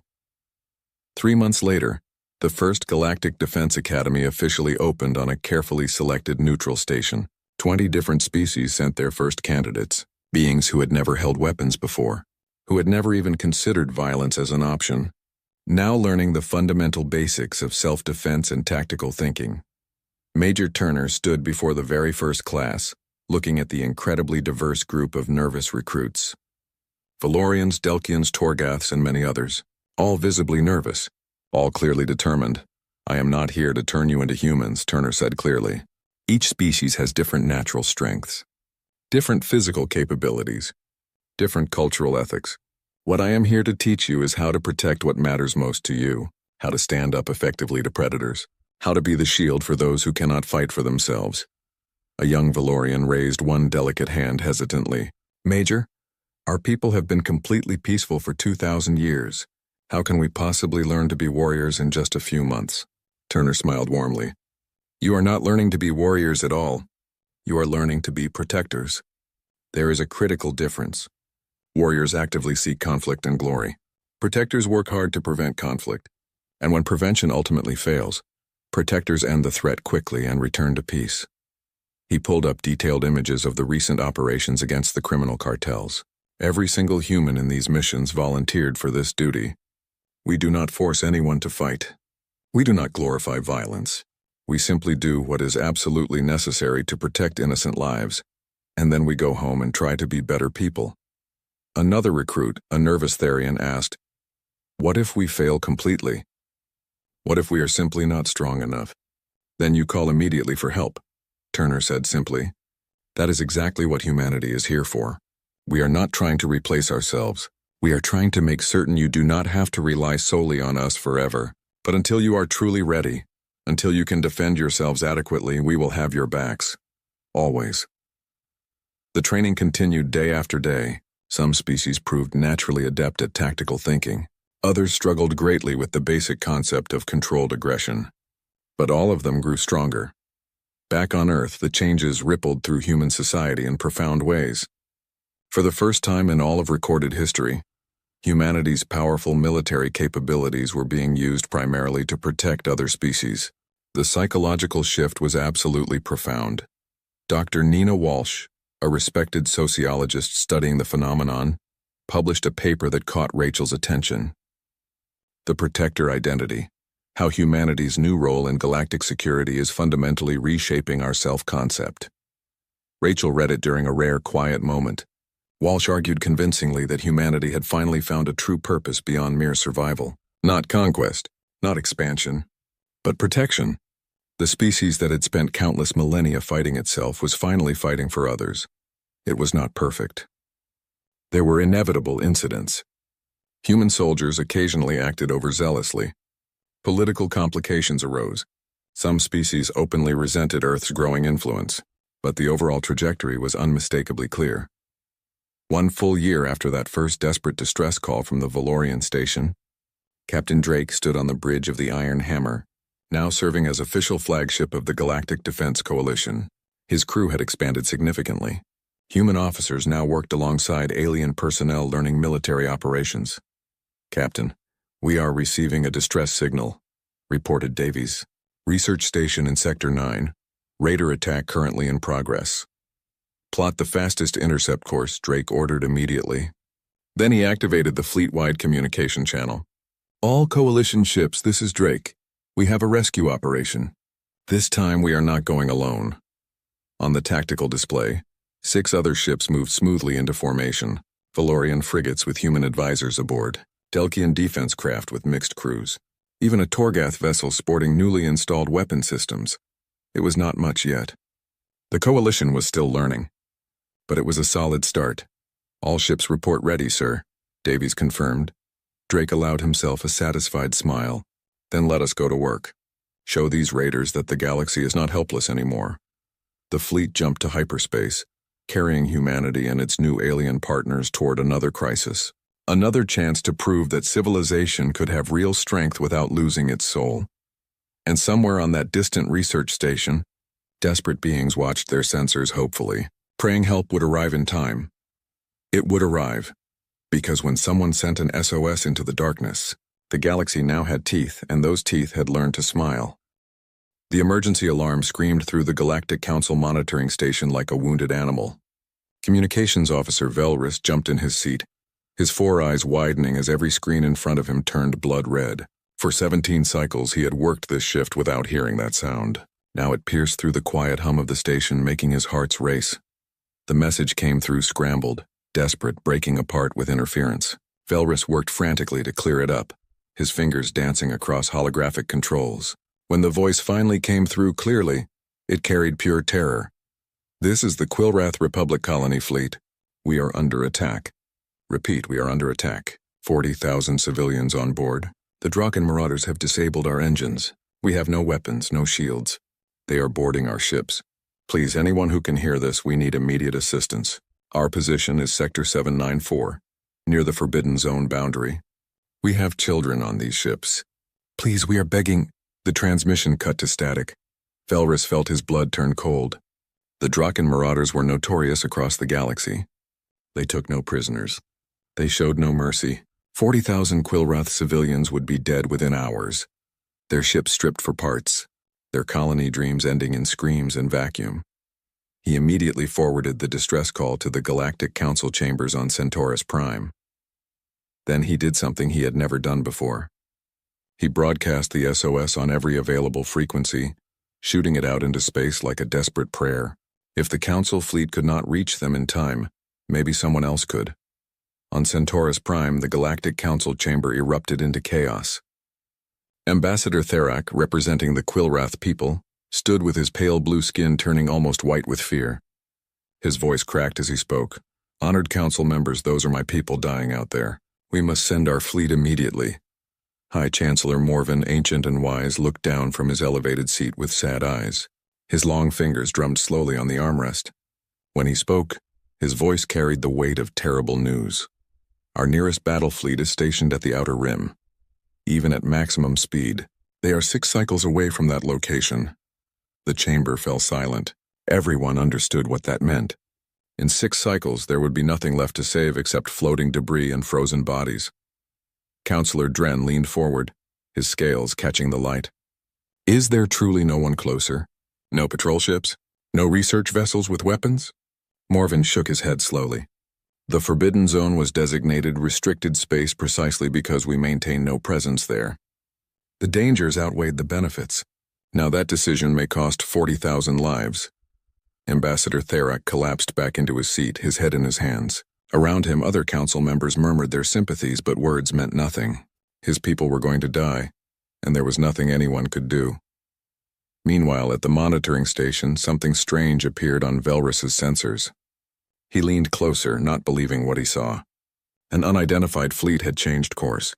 They were heading directly toward the Quillwrath distress signal. The ships appeared on his screen as unknown configurations, not matching any vessel in the Galactic database. By the Seven Suns, Velrus whispered, "Someone is responding." 300,000 kilometers away, Fleet Commander Brennan stood on the bridge of the UHNS Valiant, reading the distress call for the third time. Around him, his command crew waited in tense silence. They were an exploration fleet, not a military armada. 6 ships sent from Earth to map this region of space, make peaceful contact, gather scientific data. They had weapons, certainly, but fighting a battle against Draken marauders was not in their mission parameters. Lieutenant Rodriguez broke the silence. "Commander, that distress call is not in our designated patrol zone. Protocol suggests we forward it to appropriate authorities and continue our survey mission." Brennan did not look up from the screen. "How long until we reach their position if we change course now?" The navigation officer, Marcus Webb, ran quick calculations. 2 hours and 15 minutes at maximum speed, sir. "And the Draken?" "Already there, sir. They are in the process of breaching the colony ships." Brennan finally looked up, his eyes scanning the faces of his crew. These were good people. Scientists, explorers, diplomats. They had families back on Earth. They had not signed up for combat against unknown alien raiders, but he also knew that every single person on this bridge understood what 40,000 civilians being slaughtered meant. "Change course," Brennan said quietly. "All ships, maximum speed to the distress signal coordinates. Battle stations." There was a moment of hesitation. Then Rodriguez smiled grimly and began entering commands. "Aye, Commander. All hands, battle stations. This is not a drill." The 6 human ships turned as one, their powerful engines flaring bright against the darkness of space. They accelerated hard, pushing toward a battle they had no obligation to fight for people they had never met. On the Quillwrath flagship, Captain Silvex watched her sensor displays with growing despair. The Draken ships surrounded them like predators circling wounded prey. Their weapons had torn through the colony fleet's basic shields in minutes. Now Draken boarding craft attached to hull after hull like parasites. "How long until they breach our main ship?" she asked her security officer. 12 minutes, Captain. Our doors will not hold them long." Silvex looked around her bridge. Her crew members stared back with wide, frightened eyes. They were traders and colonists, not warriors. Below decks, families huddled together in cargo bays, parents holding children, everyone praying to whatever gods they believed in. "Navigator Prin, any response to our distress call?" The young navigator shook his head, tears streaming down his face. "Nothing, Captain. We are alone." Silvex closed her eyes. She had failed her people. She had led them into this death trap. The Forbidden Zone had seemed like a shortcut to their colony destination. Now it was their grave, Captain, Prin suddenly shouted. New contacts on sensors. Multiple ships dropping out of faster-than-light travel. Distance 200,000 kilometers and closing fast. Hope flared in Silvex's chest, then died just as quickly. "Are they Galactic Council vessels?" "No, Captain. The configuration is... I have never seen anything like this. They are not in our database. The ships are angular, heavily armored, covered in what appears to be reactive plating. Energy signatures are extremely high. Captain, these readings do not make sense. No ship should generate that much power." Silvex felt her hope turn to ash. More raiders, or perhaps worse. Some unknown threat emerging from the Forbidden Zone. Her people had escaped one predator only to attract another. On the bridge of the Valiant, Brennan watched the tactical display. The Draken fleet consisted of 30 warships, each bristling with weapons and surrounded by smaller boarding craft. The Quillwrath colony ships were large but defenseless, their engines dark, their hulls breached in multiple locations. 6 against 30, Rodriguez muttered. "I have fought worse odds. You have?" Webb asked, surprised. Rodriguez grinned without humor. "No, but it sounded good." Brennan opened a general communication channel broadcasting to all ships in the area. His voice was calm, steady, carrying the authority of someone who had made his decision and would not be moved. "Draken vessels, this is Commander Brennan of the United Human Naval Ship Valiant. You are attacking unarmed civilians. Break off your assault immediately and withdraw, or we will be forced to engage you." The response came quickly, filled with cruel laughter. The voice was harsh, grinding, like metal scraping against stone.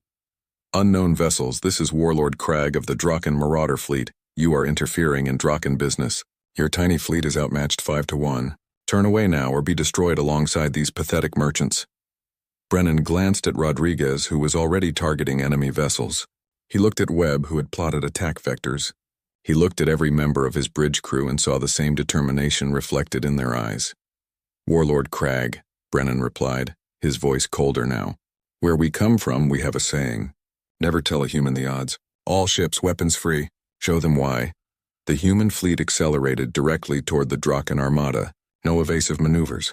No defensive formations. Just 6 ships charging straight at 30, and Warlord Crag laughed at their foolishness. Then the first railgun volley hit his lead cruiser, and the laughter died in his throat. The kinetic round punched through shields that should have stopped it, through armor that should have deflected it, and exploded out the other side in a shower of debris. Alarm screamed across every Draken vessel as they suddenly realized they were not fighting prey. They were fighting predators from a world they had never imagined could exist. The first Draken cruiser exploded in a ball of fire and debris, its reactor breached by a single shot. Warlord Crag stared at his tactical display in disbelief. His shields had been rated to withstand any known weapon in the galaxy. The human projectile had gone through them like they were not even there. "What kind of weapon was that?" he roared at his tactical officer. "Unknown, Warlord. The projectile appears to be solid matter accelerated to extreme velocity. There was no energy signature before impact. Our sensors could not track it properly." Crag's eyes narrowed. Kinetic weapons were primitive technology, abandoned by civilized species thousands of cycles ago. They were inefficient, difficult to aim, easily defended against. Except these humans had somehow perfected them into something terrifying. "All ships, evasive patterns. Do not let them get a clear shot. Swarm formation, overwhelm them with numbers." The Draken fleet scattered and reformed, moving to surround the 6 human vessels. 30 ships against 6. The outcome should have been certain. On the Quillwrath flagship, Captain Silvex watched the battle unfold on her sensors with growing amazement. The human ships moved unlike anything she had ever seen. They spun, twisted, changed direction with brutal suddenness. Her tactical computer calculated the G-forces involved in those maneuvers and returned error messages. The numbers were impossible. No living crew could survive such acceleration. "They must be drone ships," Navigator Prin said. "No biological crew could withstand those forces." But then Silvex saw something that made her question everything. A communication channel opened briefly between 2 human vessels. She caught a glimpse of the bridge, saw figures in uniforms moving with purpose, saw a commander giving orders. They were alive. They were surviving forces that should have turned them into liquid. "What are these creatures?" she whispered. Science Officer Talmus worked frantically at his station, analyzing every scrap of data their sensors collected from the human ships.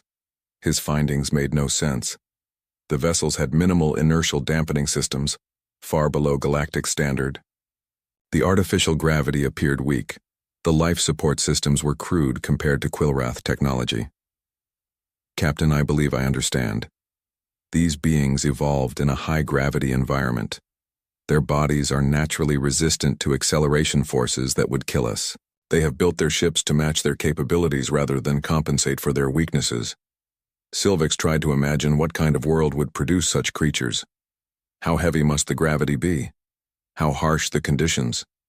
What evolutionary pressures would create a species that could survive combat maneuvers that violated every principle of safe space travel? The battle intensified. The human ships did not fight like galactic vessels. There were no cautious exchanges of fire at safe distances, no calculated retreats to recharge shields. The humans dove straight into the Draken formation, weapons blazing from every angle. Lieutenant Rodriguez worked his gunnery controls with the precision of a surgeon and the fury of a berserker. Railgun rounds tore through Draken shields and armor. Missile salvos tracked targets with relentless determination, adjusting course dozens of times per second to follow evasive maneuvers. Point defense lasers swatted incoming fire from the sky like annoying insects. "Target the engines," Brennan ordered. "I want them crippled, not destroyed. Disabled ships cannot run away and warn others." The strategy was brutal and effective. Draken vessels found their propulsion systems shredded by precisely aimed fire.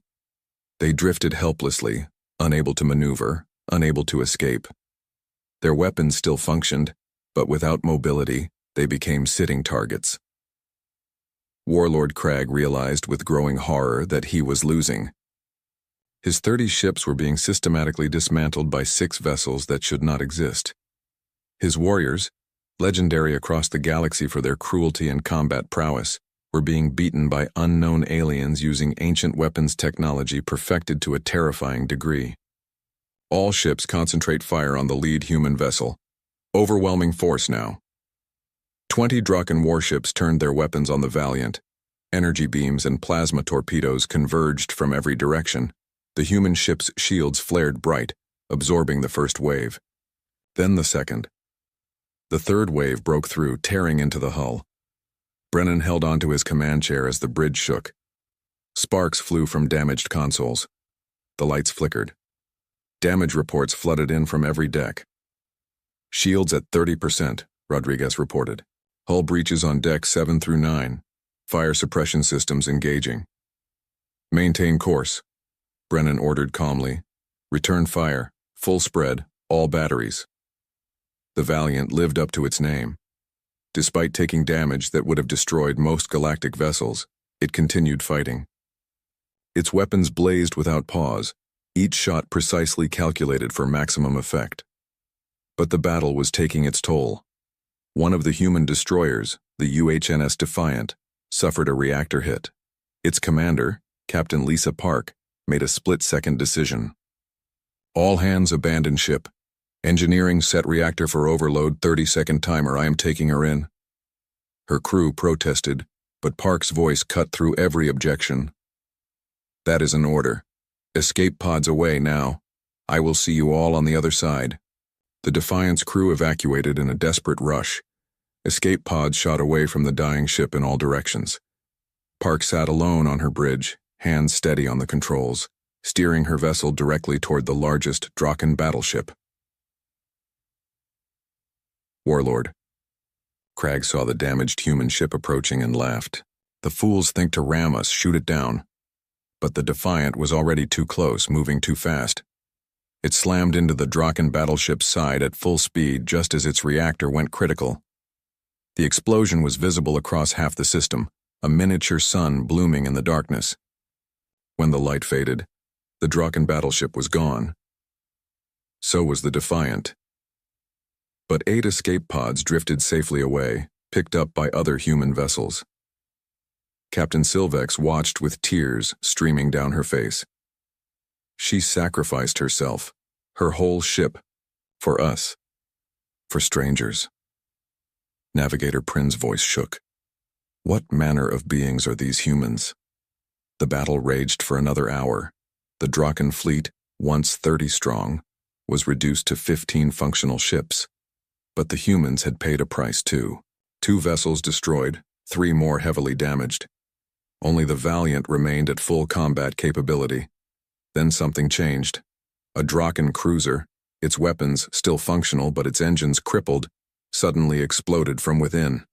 Silvex's sensors detected small craft had breached its hull. Minutes later, another Draken ship went dark. All systems offline. "What is happening?" she asked Talmus. The science officer's voice trembled with an emotion between awe and terror. "The humans are boarding them. They are sending their warriors inside enemy vessels." On board the Draken cruiser Savage Claw, Warlord Crag's second-in-command fought for his life. The human boarding party had cut through the hull with some kind of thermal lance, then poured inside wearing armored suits that made them look like walking tanks.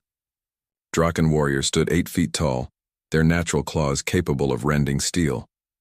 They were feared across the galaxy as brutal hand-to-hand combatants.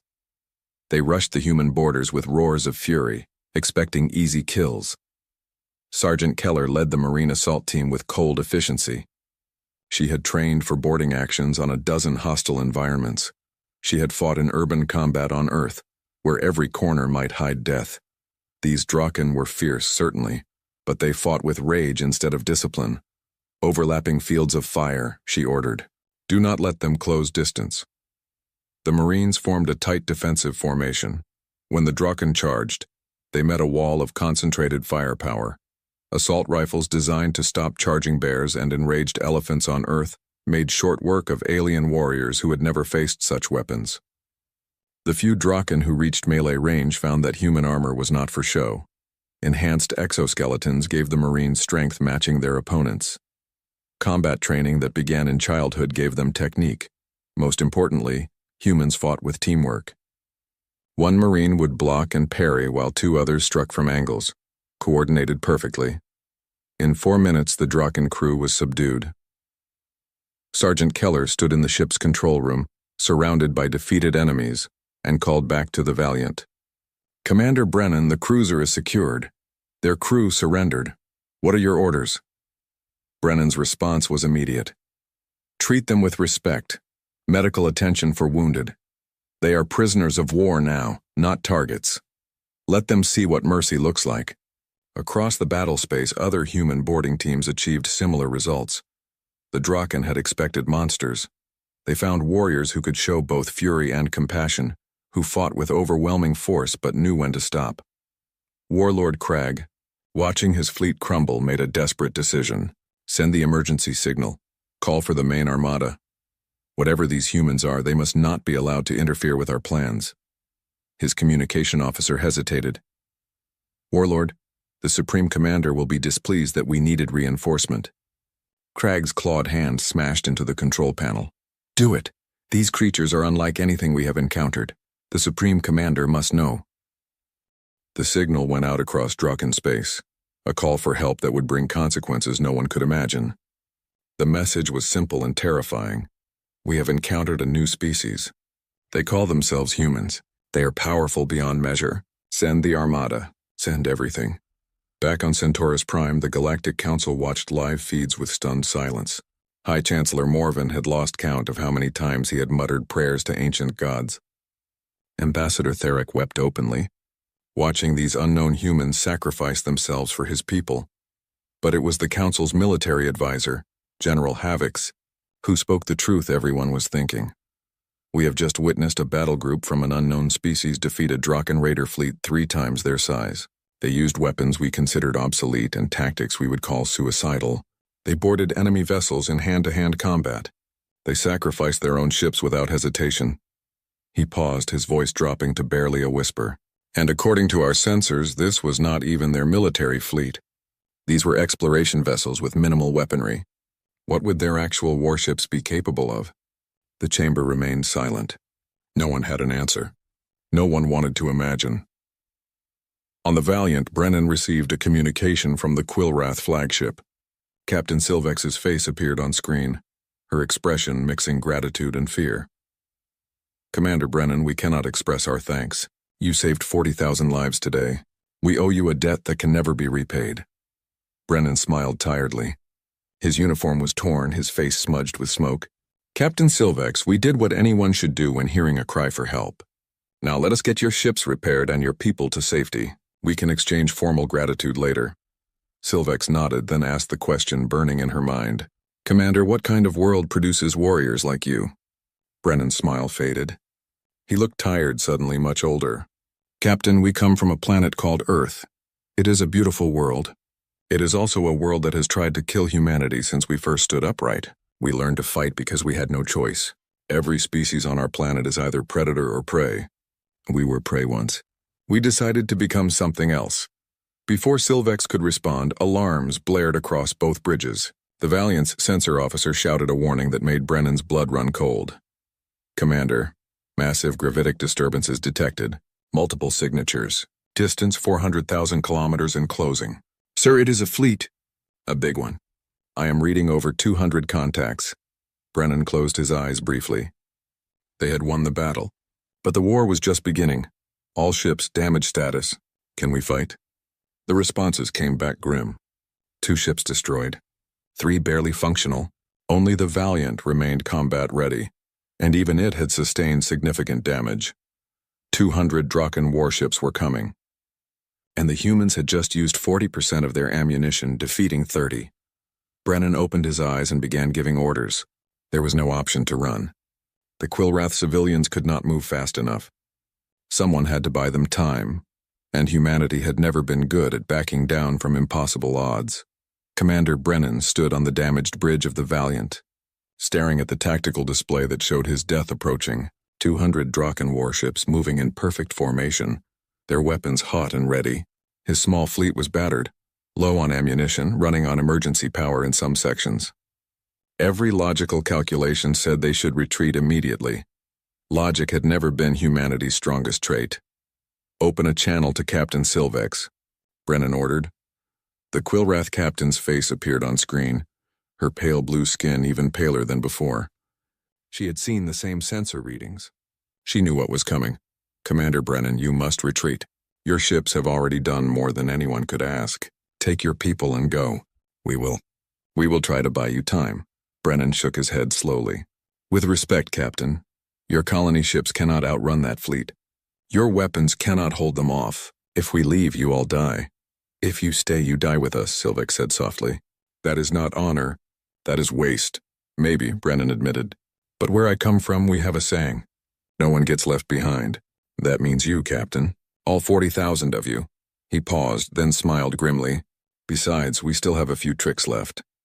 He closed the channel before she could argue and turned to his crew. "All right, people. We are outnumbered 40-1. We are low on ammunition and running on borrowed time. Anyone have any brilliant ideas?" Lieutenant Rodriguez spoke up first. "Commander, we cannot win a straight fight. But we do not need to win. We just need to survive long enough for help to arrive. The Galactic Council fleet is still 5 cycles away," Webb pointed out. "We need to hold for over 100 hours against those odds. Then we do not fight a straight fight," said Engineer Bishop, her voice crackling over the comm from the damaged engineering deck. "Sir, there is an asteroid field 12,000 kilometers from our current position. Dense rock, lots of cover, sensor interference from metallic deposits." Brennan felt a cold smile spreading across his face. "We are going to turn this into a guerrilla war." "Sir?" Rodriguez looked confused. "The Draken expect a space battle, ship against ship, fleet against fleet, civilized combat at civilized distances. That is how the Galactic Council fights." Brennan's eyes gleamed with dangerous inspiration. "But we are not from the Galactic Council. We are from Earth. And on Earth, when you are outnumbered and outgunned, you change the rules." He opened channels to all remaining human vessels. "All ships, this is Brennan. We are moving to asteroid field designated Alpha 7. Prepare for unconventional warfare. Engineering teams, I need every nuclear mine we have planted in those asteroids within 2 hours. Weapons teams, mount railgun platforms on any stable rock surface big enough. Hide them. Camouflage them. Make them invisible until we need them." Captain Park's voice came through, patched in from her rescue pod. "Commander, I am still combat capable. Put me on one of those railgun platforms." "Denied, Captain. You just survived a reactor explosion. You need medical attention." "With respect, sir, I will get medical attention after we win. Put me on a gun." Brennan hesitated, then nodded. That was the human spirit right there. Battered but unbroken. Asking not for rest but for another weapon. "Rodriguez, coordinate with Captain Park. Get her armed and dangerous." The human fleet moved with desperate speed toward the asteroid field. Behind them, the Quillwrath colony ships turned and ran at their maximum velocity, heading toward the nearest Galactic Council outpost. It would take them days to reach safety. The humans would buy them those days or die trying. On board the Draken flagship Eternal Fury, Supreme Commander Thrax reviewed the battle reports from Warlord Crag's encounter with growing interest. These humans intrigued him. They fought with primitive weapons but advanced tactics. They sacrificed themselves but also showed mercy. They were clearly dangerous, but perhaps they could be useful. "Tactical Officer Venn, what is the status of the human fleet?" "They are retreating into asteroid field Alpha 7, Commander. It appears they are taking defensive positions." Thrax laughed, a sound like grinding rocks. "Cowards hiding in rocks. Very well, we will dig them out. Order the fleet to pursue. Surround the field. Flush them into open space where we can destroy them properly." Venn, who was older and more cautious than his commander, cleared his throat nervously. "Supreme Commander, the asteroid field poses dangers. Sensor interference, collision hazards, limited maneuverability. Are you afraid of some floating rocks, Ven? I am afraid of an enemy who chooses a battlefield carefully, sir. Thrax waved a dismissive hand. These humans are desperate and cornered. They fled to the one place they thought might offer protection. We have 200 ships. They have 6, half of them crippled. Even in an asteroid field, the outcome is certain. The Draken Armada entered the field in a massive wave, confident in their overwhelming numbers. Their sensors swept through the asteroids, looking for the hiding human vessels. They found the Valiant almost immediately, its signature clear on their displays, apparently trying to hide behind a large asteroid cluster. There, Thrax pointed. The cowards reveal themselves. All forward units engage and destroy. 50 Draken warships broke formation and accelerated toward the Valiant's position. They moved carefully through the asteroids, weapons charged, ready to obliterate the human flagship. On the Valiant's bridge, Brennan watched the Draken ships approaching on sensors. He counted them silently. 50 vessels moving in tight formation, exactly as predicted, exactly as hoped. Bishop, are the mines ready? All set, Commander. Waiting on your signal. Captain Park, gun platforms ready? Park's voice came through steady and cold. All 12 platforms online and targeted. Just say the word, Brennan waited. The Draken ships moved deeper into the field, passing the carefully marked positions where nuclear mines sat hidden inside hollowed asteroids. Passing the rock surfaces where railgun platforms were camouflaged to look like natural formations. Wait for it, Brennan whispered. Wait. The lead Draken ship passed the final marker position. Brennan's hand came down on the command panel. Now, light them up. The asteroid field transformed from a hiding place into a death trap in seconds. Nuclear mines detonated inside asteroids, turning the rocks themselves into massive fragmentation bombs. Each explosion sent tons of stone and metal flying in every direction at deadly velocities. The Draken shields, designed to stop energy weapons, were useless against solid matter moving at such speeds. Hull plating crumpled, viewports shattered, ships were battered from multiple directions simultaneously.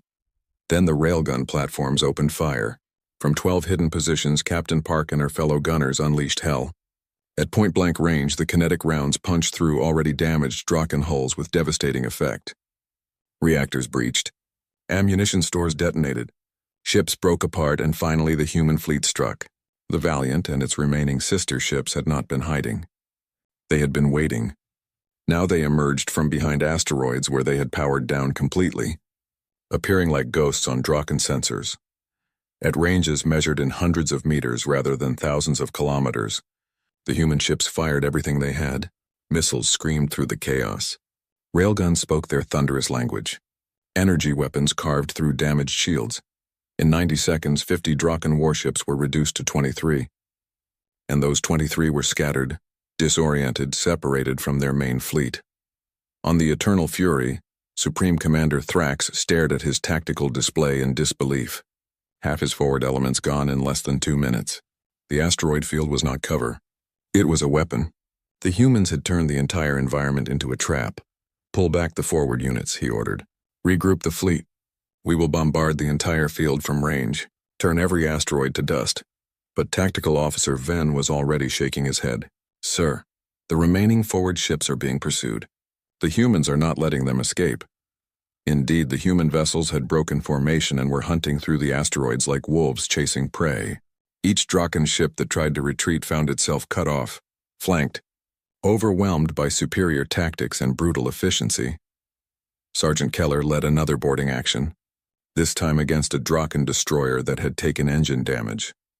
Her Marines cut through the hull and secured the ship in 8 minutes. The Draken crew, still shocked from the initial ambush, surrendered without significant resistance. This is insane, one captured Draken warrior said through a translator. You are outnumbered. You are outgunned. Why do you not run? Keller looked at him through her helmet visor. Because running is not what we do, not when innocent people need protecting. You will all die here. Maybe. But we will take a lot of you with us first, and the people we are protecting will escape. That is what matters. The Draken warrior looked into her eyes and saw something that made him shudder. These humans truly believed what they said. They would fight to the last breath, extract the highest possible price and call it victory even in death. For 6 hours, The battle raged through the asteroid field. The Draken had numbers. The humans had terrain, tactics, and a willingness to use every dirty trick in the book. They set ambushes. They feigned retreats, then turned and struck. They used asteroids as shields and weapons simultaneously. The destroyer UHNS Guardian took critical damage when a Draken battleship caught it in open space. Its reactor was failing, containment dropping rapidly. The commander, Captain James Morrison, evacuated most of his crew but stayed behind with a skeleton team. Brennan, this is Morrison. We are done. Reactors going critical in 5 minutes. I am seeing a cluster of Draken ships on my sensors about 3,000 kilometers from your position. Brennan understood immediately what Morrison was suggesting. James, you do not have to. Yes, I do. 40,000 civilians, remember? That is why we are here. That is why it matters. Morrison paused. It has been an honor serving with you, Commander. Take care of my crew. I will. I promise. Then I will see you on the other side. Guardian out. The UHNS Guardian turned toward the Draken ship cluster and accelerated to ramming speed. The Draken commander saw it coming and tried to scatter. But in the confined space of the asteroid field, there was nowhere to go. The Guardian plowed into the center of their formation and its reactor let go. The explosion was apocalyptic. 12 Draken ships were vaporized instantly. 8 more were damaged beyond repair. The shockwave sent asteroids tumbling through space, creating a chain reaction of collisions that claimed 3 more enemy vessels. 23 Draken ships gone in a single moment, because one human captain decided that protecting strangers was worth dying for. On the Eternal Fury, Supreme Commander Thrax finally accepted reality. These humans were not prey. They were not even normal predators. They were something the galaxy had never encountered. An entire species that had evolved on a world so harsh, so brutal, that dying for others came naturally to them. Pull back the fleet, he ordered quietly. Establish a perimeter around the asteroid field, but do not enter. We will wait them out. They must run out of supplies eventually. Ven nodded slowly. A wise decision, sir, is it? Thrax stared at the tactical display showing the wreckage of over 70 ships. These humans came from nowhere. They fight like demons. They turn every disadvantage into a weapon. Ven, what kind of world creates such beings? I do not know, sir. But I pray we never have to visit it. Inside the asteroid field, Commander Brennan took stock of his situation. 2 ships destroyed. The remaining 4 all damaged to varying degrees. Ammunition down to 30%. Medical bays overflowing with wounded.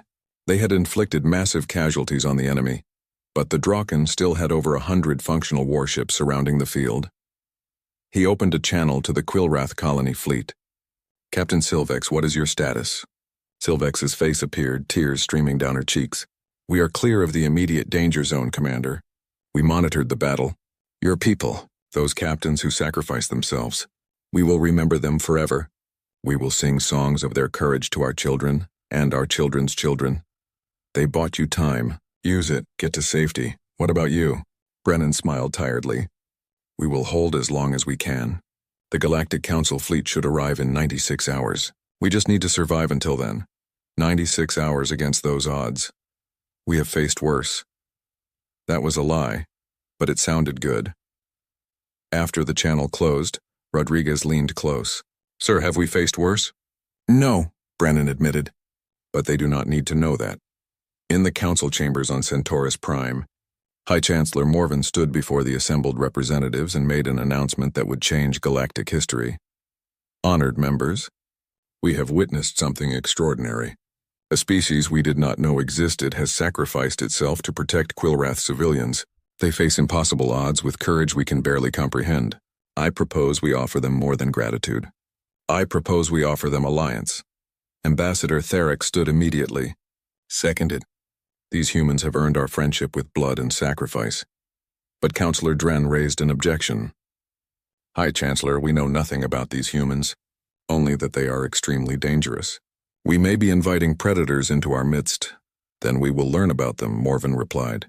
Better to know dangerous friends than to make dangerous enemies. All in favor? The vote was not unanimous, but it was overwhelming. Humanity had announced itself to the galaxy in fire and fury. Now they would learn if the galaxy could accept them. In the asteroid field, Brennan prepared for another long watch. 96 hours to hold, 96 hours to survive, against over 100 warships with limited ammunition. and damaged vessels. Just another day for the crew of the UHNS Valiant. Just another impossible situation that humans would somehow find a way through, because that was what Deathworlders did. The Galactic Council relief fleet arrived 92 hours later to find the asteroid field transformed into a graveyard. The sensors showed debris from over 90 Draken warships floating among the shattered rocks. The remaining Draken vessels were in full retreat, fleeing as fast as their engines could carry them. And in the center of the chaos, 4 battered human ships still held position, their weapons tracking any enemy that came too close. Admiral Korthus commanded the Council fleet from his flagship, the massive dreadnought Eternal Vigilance. He was a career military officer with 40 cycles of experience. He had commanded fleets in border disputes and peacekeeping operations. He had seen combat against pirates and raiders, but he had never seen anything like this. Communications, hail the human commander. Let him know we are here to assist. The response came quickly. Commander Brennan's face appeared on the main screen and Korthus had to suppress his shock. The human looked exhausted, his uniform torn and stained, a bandage wrapped around his head. But his eyes were alert and focused. Admiral Korthus, thank you for coming. The Draken fleet has withdrawn, but they are maintaining position at the edge of the system. I believe they are waiting for reinforcements. Korthus nodded. Commander Brennan, your actions here have been extraordinary. The Quillwrath civilians are safe thanks to your courage. However, I must insist that you allow my medical teams to assist your wounded and my engineers to help repair your vessels. That would be appreciated, Admiral. But I have to warn you, human biology is significantly different from galactic standard. Your medical teams might want to review our biological data before attempting treatment. Of course, we will proceed carefully. Korthus paused. Commander, the Galactic Council has requested your presence on Centaurus Prime. They wish to discuss a formal alliance and learn more about humanity. Brennan looked off-screen for a moment, apparently consulting with his crew, then nodded. Understood. I will need a few hours to ensure my people are stable. Then I will join you. After the channel closed, Korthus turned to his medical coordinator.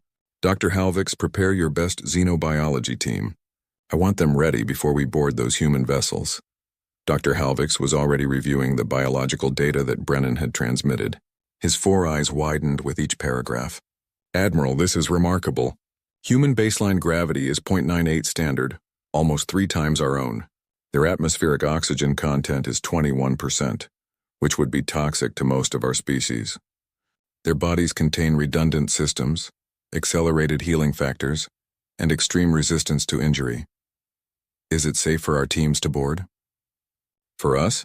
Yes, their ship environments are compatible with galactic standard. But Admiral, I am concerned about the opposite question. These humans evolved on what we classify as a Class 12 death world. Nothing above Class 8 should produce sentient life. The evolutionary pressures on such a planet would create beings adapted for constant survival against extreme threats. Korthus understood what Halvix was saying. These humans were not just brave. They were physically designed for environments that would kill most civilized species. No wonder they fought with such ferocity. When the medical teams finally boarded the UHNS Valiant, they found a scene that would haunt their dreams for cycles to come. The medical bay was filled with wounded humans who should have been unconscious or in stasis. Instead, they were awake, talking, some even joking with each other. A Marine with a broken arm was helping treat another soldier's burns. A pilot with 3 cracked ribs was reviewing damage reports on a data pad. Dr. Halvix approached Commander Brennan, who was having a gash on his forehead sealed by a medical technician. Commander, these injuries? Your people should be incapacitated. How are they still functioning? Brennan glanced around the medical bay and shrugged. These are minor injuries by human standards. Most of these crew members will be back on duty within a day or 2. He saw Halvix's expression and added gently, Doctor, I know this seems strange, but humans evolved on a planet where injury was constant. Our bodies learn to heal fast and function through pain. It is survival adaptation, nothing more. Nothing more, Halvix repeated faintly. Commander, on my world, a broken bone requires weeks of regeneration therapy. Your Marine over there has a broken arm and is using it to help others. It is his left arm, Brennan explained. He is right-handed. He can still work? Halvix decided he needed to sit down. The cultural shock was overwhelming. These beings had pain tolerances beyond comprehension. healing rates that seemed impossible, and a complete inability to recognize when they should stop and rest. 3 days later, Commander Brennan stood before the Galactic Council on Centaurus Prime. He wore his dress uniform, cleaned and pressed, hiding the bandages underneath. Behind him stood Lieutenant Rodriguez and Sergeant Keller, representing the military personnel. With them was Ambassador Foster, who had arrived from Earth specifically for this meeting. High Chancellor Morven opened the proceedings with formal courtesy. Commander Brennan, on behalf of the Galactic Council, I express our deepest gratitude for your actions in protecting the Quillrath civilians. Your courage and sacrifice exemplify the finest qualities of sentient beings. Thank you, High Chancellor, but I must clarify something. We did not do anything special. Any decent person would help others in distress. A murmur ran through the council chamber. Counselor Dren leaned forward. Commander, you sacrificed 2 of your ships and dozens of crew members to protect strangers. That is not normal behavior. Most species would preserve their own people first. Brennan's expression hardened slightly. With respect, Counselor, that says more about your experiences than about basic morality. Where we come from. Leaving people to die when you could help is considered cowardice, not pragmatism. Ambassador Foster touched Brennan's arm gently, then stepped forward. She was a career diplomat, trained to smooth over conflicts and build bridges between cultures. What Commander Brennan means is that humanity places high value on protecting those who cannot protect themselves. This is a core principle of our civilization. Ambassador Foster, High Chancellor Morven said warmly, we would very much like to learn more about humanity. Your people arrived from unknown space, using ships not in our databases, wielding weapons we thought obsolete. You fought with tactics we have never encountered. Please help us understand. Where does humanity come from? Foster nodded and activated a holographic display. An image of Earth appeared, rotating slowly, showing blue oceans and green continents, white clouds swirling in beautiful patterns. This is Earth, our homeworld. It is located approximately 6 months' travel from Galactic Council space, in a region you have not yet explored. The image zoomed in, showing various environments, tropical rainforests teeming with life, vast oceans filled with creatures large and small, mountain ranges that touched the clouds, deserts that stretched beyond horizons. Counselor Dren studied the images with growing unease. Ambassador, what is the gravity on your world? 9.8 meters per second squared, Counselor. A collective gasp ran through the chamber. That was almost 3 times standard galactic gravity. The implications were staggering. And your atmospheric composition? 78% nitrogen, 21% oxygen with trace amounts of other gases. Another gasp. That oxygen level would be dangerously high for most council species. Foster continued calmly. Earth is classified in our own surveys as a high-energy world. Life evolved to be competitive, aggressive, and resilient. Natural selection is brutal and constant. However, this same environment fostered cooperation. Humans learned early that working together was the key to survival. She changed the image to show Earth's predators. Lions, tigers, bears, sharks, crocodiles, venomous snakes, giant eagles. The council members stared in horror at creatures that could kill an adult galactic citizen with ease. These are some of the predators that humans shared the planet with. We were not the strongest or fastest or most dangerous. We survived through intelligence, tool use, and social cooperation. Admiral Korthus spoke up. Ambassador, our classification system rates Earth as a Class 12 death world. Our scientists insisted this must be an error. Class 12 worlds do not produce sentient life. Foster smiled slightly. Then perhaps your classification system needs adjustment, Admiral. Humans are living proof that harsh environments can create not just survivors, but civilizations capable of compassion and art and science. And warfare, Counselor Dren added pointedly. Your military tactics were sophisticated and brutal. You fought with a precision that suggests extensive combat experience. The chamber fell silent. This was the uncomfortable truth everyone had been avoiding. The humans fought too well. They knew too much about killing. Ambassador Foster did not flinch from the question. Counselor Dren, humanity has a violent history. We will not deny this. For thousands of years, human tribes and nations fought each other for resources, territory, ideology. We perfected the art of warfare through terrible necessity. Our history is filled with conflicts that killed millions. She let that sink in before continuing. But that same history taught us the cost of violence. We learned slowly and painfully that cooperation achieves more than conquest. The Earth you see united today was not always so. We had to grow beyond our violent past. We are still growing. You say you are beyond violence, Dren challenged. Yet you entered a battle without hesitation. You killed Draken warriors efficiently and without mercy. Brennan stepped forward again. We killed them because they were killing innocent civilians, Counselor. There is a difference between violence for conquest and violence for protection. We will always fight to defend those who cannot defend themselves. But we will never be the aggressors. How can we trust that? Dren demanded. You possess weapons that exceed our technology. You have military experience that surpasses our own. What prevents you from becoming conquerors yourselves? Ambassador Foster met his gaze steadily. The same thing that prevented us from leaving the Quillrath to die, Counselor. Moral principles. We could have fled that battle. We could have preserved our own people and left strangers to their fate. We chose differently. Judge us by our actions, not your fears. High Chancellor Morven raised his hand for silence. These are difficult questions without easy answers. However, I believe we must make a decision. Humanity has demonstrated both capability and compassion. They risked everything to protect Council civilians. I propose we offer them provisional membership in the Galactic Council and formal alliance. I object, Dren said immediately. We are inviting dangerous predators into our civilization. We are inviting powerful allies, Ambassador Theric countered. The Quillrath representative stood, his voice strong. My people owe their lives to these humans. 40,000 civilians are alive today because humans chose to fight when they had every reason to flee. That speaks to character, not danger. The debate raged for hours. Some council members feared humanity's military power. Others saw opportunity for alliance with a strong species. Still others argued that humanity's violent history made them unsuitable for civilized society. Finally, High Chancellor Morven called for a vote. All those in favor of Provisional Council membership and alliance with humanity? The vote was close but decisive. Humanity would join the Galactic Council with provisional status, subject to review after one standard cycle. As the council chamber cleared, Admiral Korthus approached Commander Brennan. Commander, may I speak with you privately? They moved to a side chamber and Korthus closed the door. His expression was grave. Commander, there is something the council has not yet discussed publicly. The Draken attack on the Quillrath was not random raiding.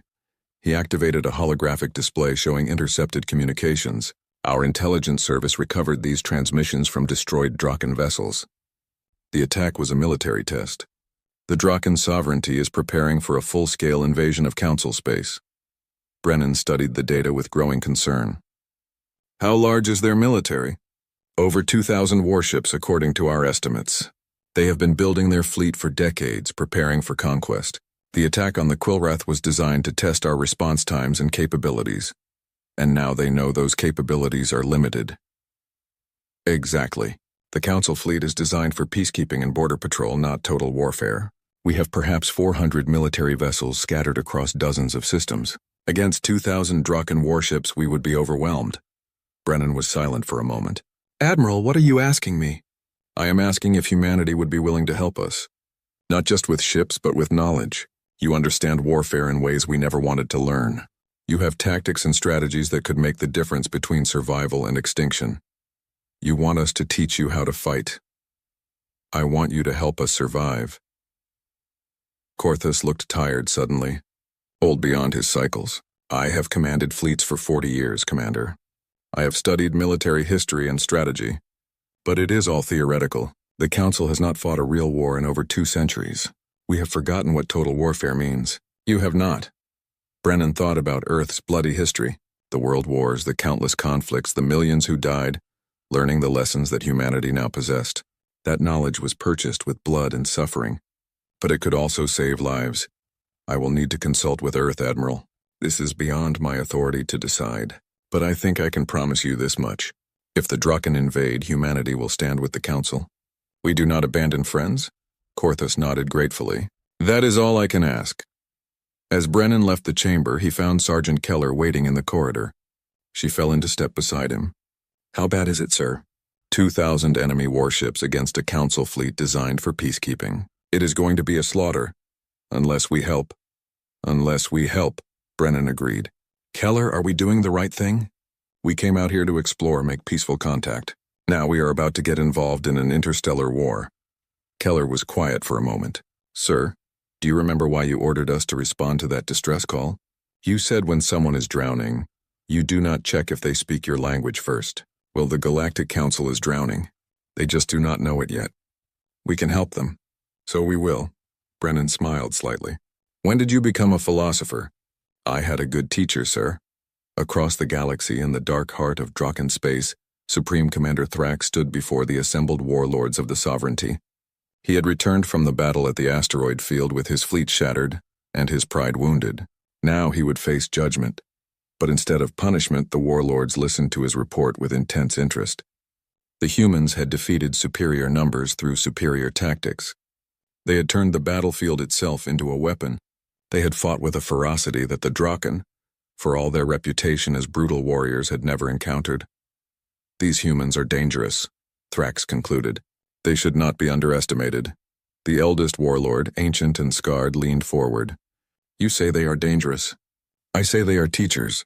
Everything you described, every tactic they used, can be learned. Can be copied, can be improved upon.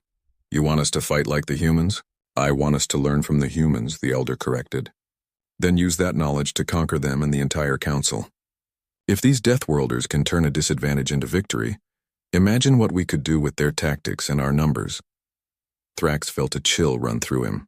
The Draken sovereignty was about to transform from a raiding force into something far more dangerous. They would study humanity's tactics, adapt them, perfect them, and then they would launch an invasion that would use Earth's own military doctrine against the galaxy. The war was coming, and both sides were preparing to fight with weapons humanity had inadvertently provided. The question was, would the lesson be learned fast enough to matter? Or would the Draken use human tactics to destroy the very people who invented them? In the cold calculation of warfare, knowledge was power, and humanity had just shared their knowledge with everyone. 6 weeks after the council vote, the military training facility on Station Kepler 7 bustled with activity that would have seemed impossible a month earlier. The station, originally designed as a research outpost, had been hastily converted into a joint military academy where Galactic Council forces would learn from human military doctrine. Master Sergeant Ortiz stood in the center of the main training bay, watching the assembled recruits with critical eyes. They were Quillwrath soldiers, tall and slender with their pale blue skin, Centauran warriors heavily built with armored scales, Vexian scouts small and quick with compound eyes, and humans compact and muscular looking almost unremarkable next to their alien counterparts. Listen up, Ortiz barked, her voice echoing through the bay. I am Master Sergeant Maria Ortiz, and for the next 12 weeks I will be responsible for keeping you alive when the Draken come. Some of you are warriors, some are soldiers, some have never seen combat. Right now none of that matters. What matters is that you learn to work together. She began walking along the line of recruits. The Draken are preparing an invasion fleet. Intel suggests they will strike within 6 standard months. That gives us very little time to build a force capable of stopping them. We cannot make you into killers in 12 weeks. We will not try. What we will do is teach you how to think like warriors who have spent their entire evolutionary history fighting for survival. A Quillwrath officer raised his hand. Sergeant, with respect, we have our own military traditions and training programs. Why must we learn human methods? Ortiz stopped in front of him. What is your name, soldier? Lieutenant Joran, Sergeant. Lieutenant Joran, how many wars has the Quillwrath military fought in the last century? We have maintained peacekeeping operations in 7 border disputes, Sergeant. Peacekeeping operations, Ortiz repeated. Earth has fought 6 major conflicts and dozens of smaller wars in just the last century. We have refined warfare into a science. Your people are traders and builders. Admirable professions. But the Draken are not going to negotiate or build with you. They are going to kill you unless you learn to kill them first. She turned to address the entire group. We are not here to make you into humans. We are here to teach you what humans learned through thousands of years of brutal experience. Tactics that work, strategies that save lives, and most importantly, the mindset of someone who refuses to give up no matter how bad the odds get. The training began simply enough. Basic conditioning, teamwork exercises, weapons familiarization. But within the first day, problems became obvious. A standard human warm-up run left half the Quillwrath recruits collapsed and gasping. The Centaurans could match human strength but lacked endurance. The The Vexians were fast and clever but fragile. Ortiz watched a Quillrath soldier struggling through push-ups and realized the fundamental problem. You could not train different species as if they were the same. Each had strengths and weaknesses. The key was learning to use those differences as advantages. She called a halt to the exercises and gathered her training staff. New approach. We are not training one army. We are training integrated units where each species does what they do best. Over the next weeks, the training evolved. Quillrath soldiers became communication specialists and long-range support, using their natural talent for languages and their superior eyesight. Centaurans formed the heavy assault units, their armored skin and strength making them ideal for close combat. Vexians became scouts and infiltrators, their speed and small size letting them move through spaces larger species could not. And humans became the tactical commanders and special operations forces, teaching their alien counterparts lessons learned through millennia of warfare. In the command center overlooking the training facility, Admiral Corthus watched the exercises with growing hope. Beside him stood Commander Brennan and Professor Amari, a human military historian brought in to lecture on warfare theory. It is remarkable, Corthus said. 4 weeks ago, these recruits could barely work together. Now they function as cohesive units. Professor Amari nodded. Species diversity is actually an advantage in military operations. Each species brings unique capabilities. The challenge is coordination. That is where human doctrine excels, Brennan added. We learned early that the key to winning battles is not individual strength but coordinated teamwork. A human infantry squad is not 6 individuals. It is one organism with 6 parts, each supporting the others. Corthus gestured at the training floor below where a mixed squad was running a simulation exercise. That squad down there has a Quillrath commander, a Centauran pointman, 2 human flankers, and a Vexian scout. 2 months ago, they could not even communicate properly. Yesterday, they completed an advanced tactical scenario that my best units would have failed. Because they stopped thinking about species differences and started thinking about tactical advantages, Amari explained. The Quillrath commander has better situational awareness. The Centauran takes point because he can survive more damage. The humans provide tactical flexibility. The Vexian scout gives them eyes where heavy troops cannot go. Together they are far more effective than any single species unit. Professor Amari, Corthus said carefully, may I ask you something personal? Of course, Admiral. You are a historian, not a military officer. Yet you speak of warfare with such depth of knowledge. How does someone who studies the past become such an expert on combat? Amari's expression grew somber. Admiral, on Earth we say those who cannot remember the past are condemned to repeat it. I study human military history because it is a catalog of mistakes written in blood. Every tactic we teach here was learned because someone, somewhere died doing it wrong first. She pulled up a holographic display showing Earth's wars. Ancient battles with swords and spears, medieval sieges, industrial warfare with trenches and machine guns, nuclear weapons that could end civilizations. Humanity's history is violent, Admiral. We are not proud of it, but we learned from it. We learned that wars are won not by the strongest army but by the smartest. We learned that logistics matter more than bravery. We learned that defending is easier than attacking. We learned that high ground is valuable. We learned that supply lines are vulnerable. Every lesson cost lives. She turned to face him directly. You asked why you should learn from humans? Because we have already made all the mistakes. We have already paid the price for knowledge. We are offering you that knowledge freely, so you do not have to pay the same price. Corthus was quiet for a long moment. The Draken are also learning from you, Professor.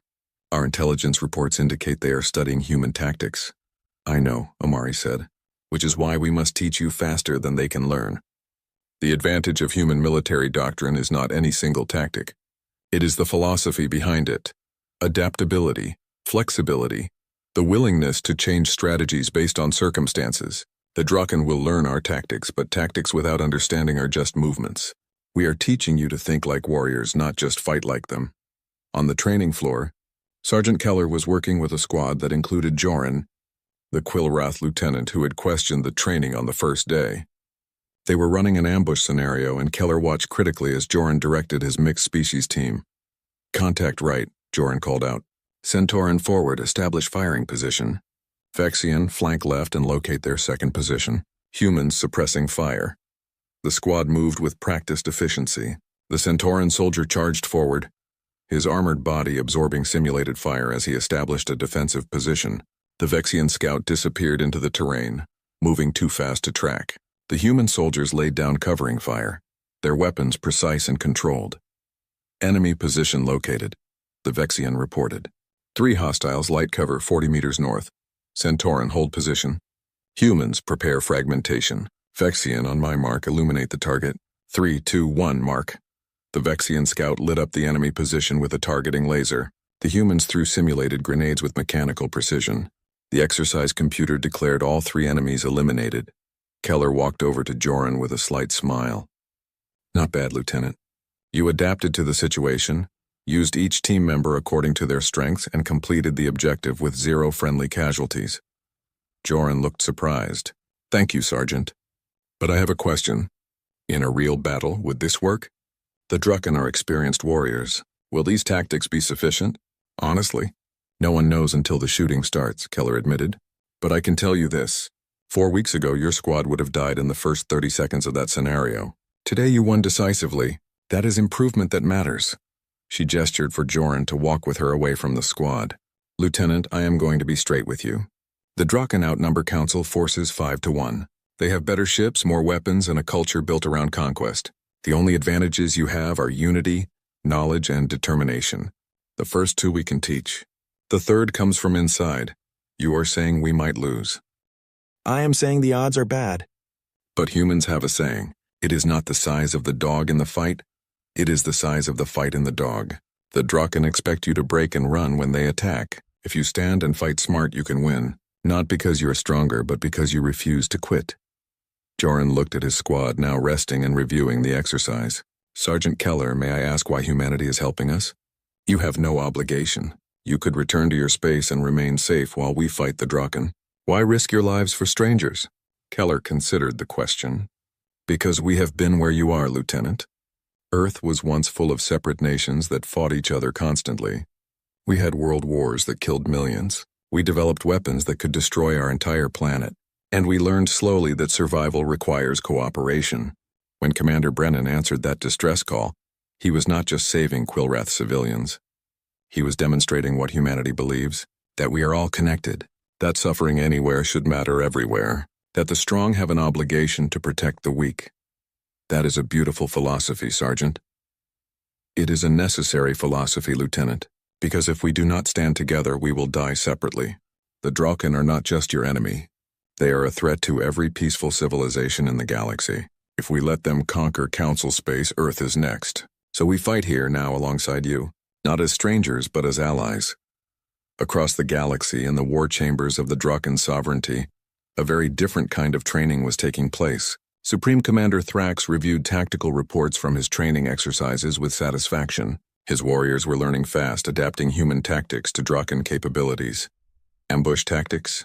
The Drucken had mastered them, using their natural aggression to make ambushes even more devastating. Guerrilla warfare? Their raiders had practiced hit-and-run attacks for generations. Combined arms tactics? They were integrating their fighter craft with capital ships in coordinated strikes. But Thrax also added something humans had not taught: brutality. The human tactics focused on efficiency and precision. Drucken tactics would focus on terror and overwhelming force. Why fight smart when you could fight with such ferocity that enemies broke before the battle even began? Tactical Officer Venn, what is the status of the invasion fleet? Nearly complete, Supreme Commander. We will have 2,000 warships ready within 3 months. The logistics train is established. Supply depots are stocked. Our warriors are trained and eager. And the Council? They are building their fleet and training mixed species units. Intelligence suggests they have approximately 600 combat-ready vessels. Our numerical advantage is better than 3 to 1. Thrax smiled coldly. Then we will crush them. These humans taught us tactics, but they also showed us their weakness. They care about civilians. They waste resources protecting the weak. We will use that against them. When we attack, we will strike at civilian targets first, force them to divide their fleet to protect helpless populations. Then we will destroy them piecemeal. Venn shifted uncomfortably. Supreme Commander, using civilian targets as bait is considered a war crime under galactic conventions. War crimes are things losers get accused of, Venn. Winners write the history. The Council and their human allies want to fight an honorable war? Let them. We will fight to win by any means necessary. That is the real lesson humans taught us. Do whatever it takes to achieve victory. Back on Station Kepler-7, the training continued around the clock. Thousands of soldiers from dozens of species learned to fight together. Tactics were refined. Strategies were practiced. Equipment was tested and improved.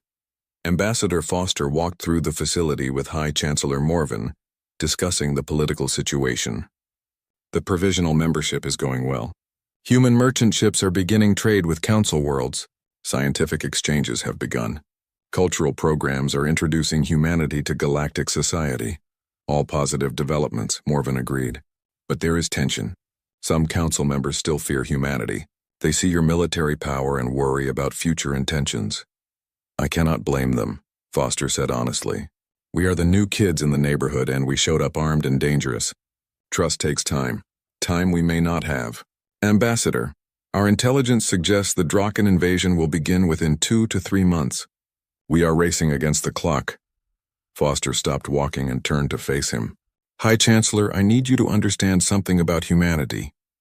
When we commit to something, we commit completely. We are not helping the Council because of political calculation or strategic advantage. We are helping because it is right.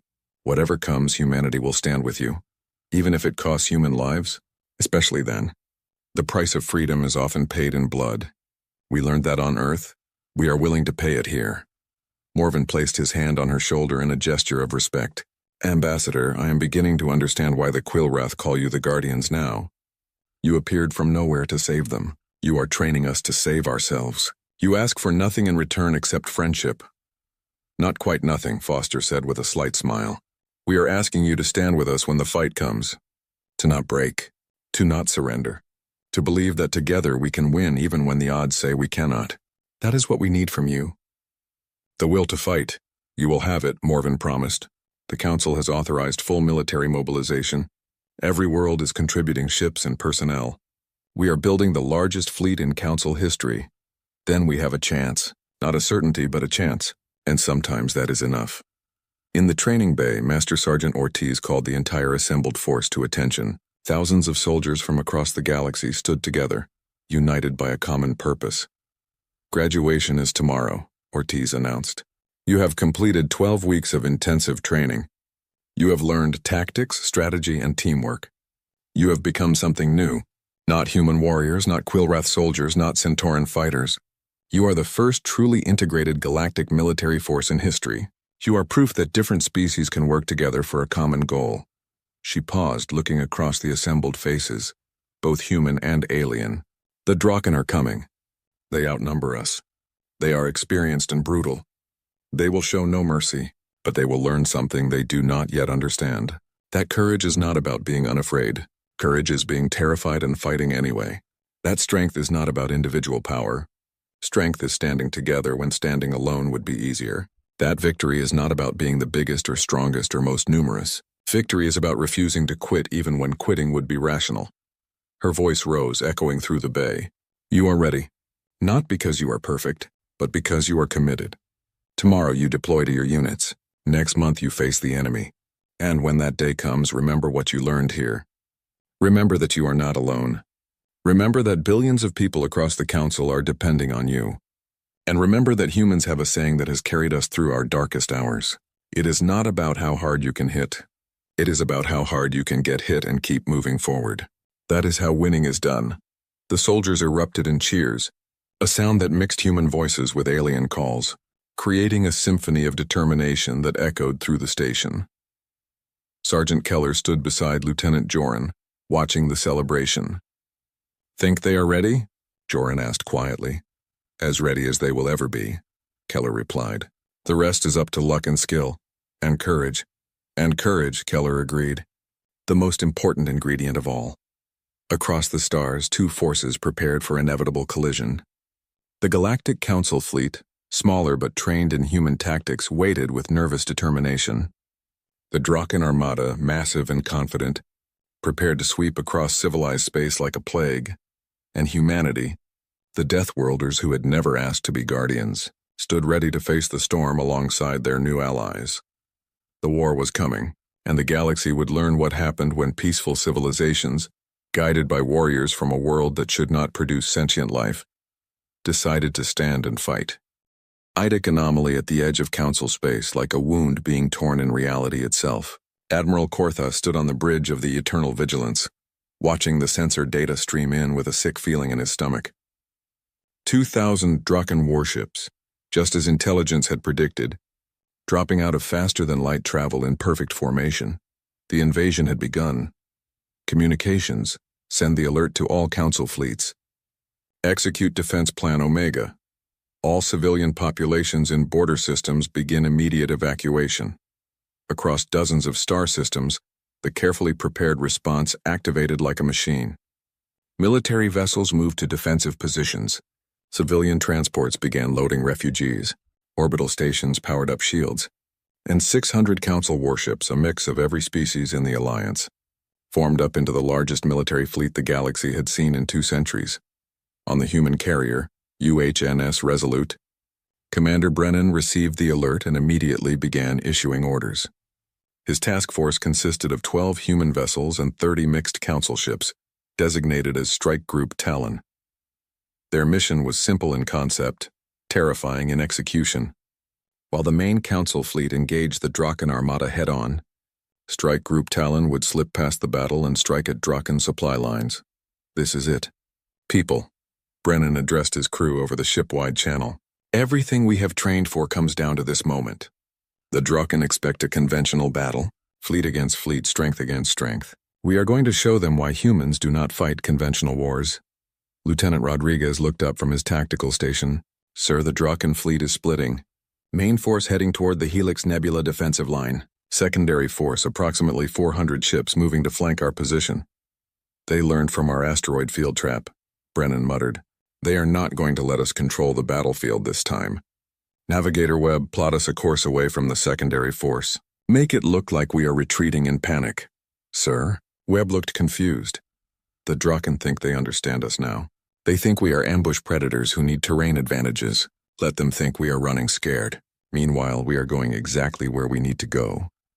The Helix Nebula defensive line became a hellscape of fire and destruction within minutes of contact.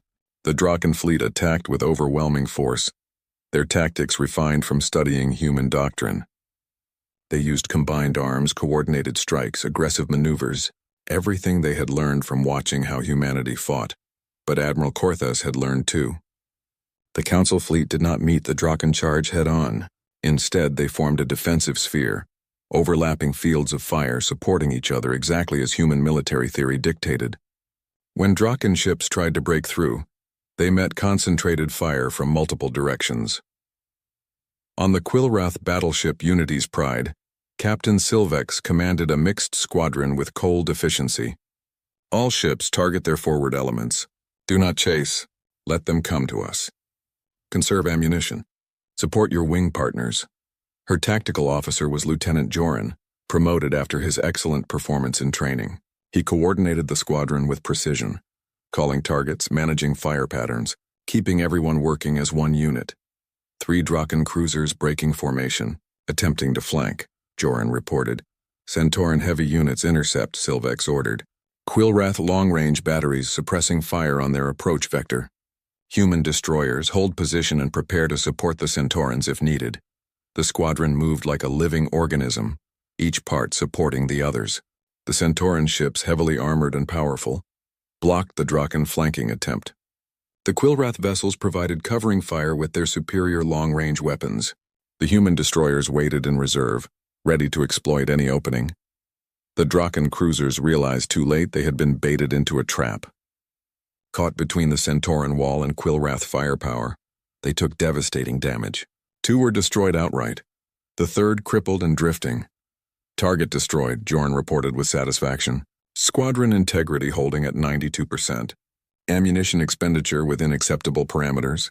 Silvex allowed herself a small smile. The training had worked. Her mixed-species crew fought with coordination that would have seemed impossible 3 months ago. They were not just defending. They were winning their section of the battle. But across the wider battlefield, the sheer weight of Draken numbers was beginning to tell. 2,000 ships against 600. Even with superior tactics, even with better coordination, the math was brutal. Council ships were being destroyed faster than they could be replaced. Medical bays overflowed with wounded. Damage reports flooded in from every vessel. Admiral Korthos watched the tactical display with growing desperation. We are holding them, but we cannot hold forever. Where is Strike Group Talon? 3-star systems away, Strike Group Talon dropped out of faster-than-light travel in the heart of Draken territory. Brennan had led his fleet on a dangerous high-speed run through poorly mapped space, gambling that the Draken would be too focused on their invasion to properly defend their rear areas. The gamble paid off. Ahead of them lay the industrial moon of Karzath, where the entire Draken war machine was manufactured.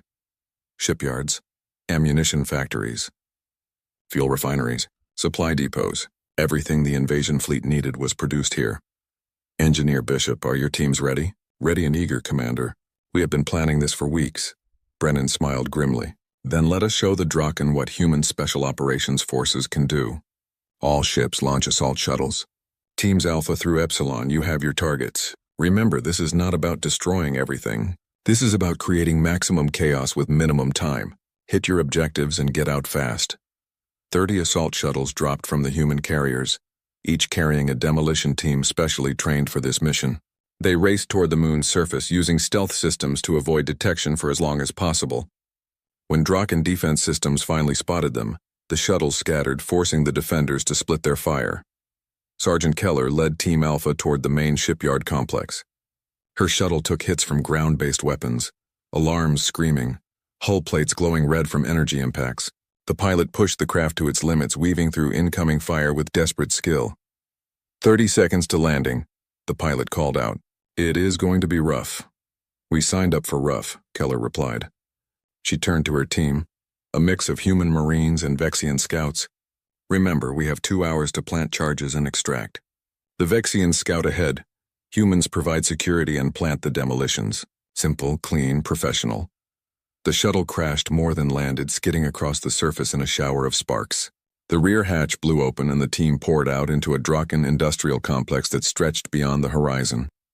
Massive cranes moved starship components. Automated assembly lines produced weapons. Storage tanks held enough fuel to power a fleet for months. Vexian scouts, find us the main support structures, Keller ordered. We bring down the primary load-bearing columns, and this entire complex comes down like dominoes.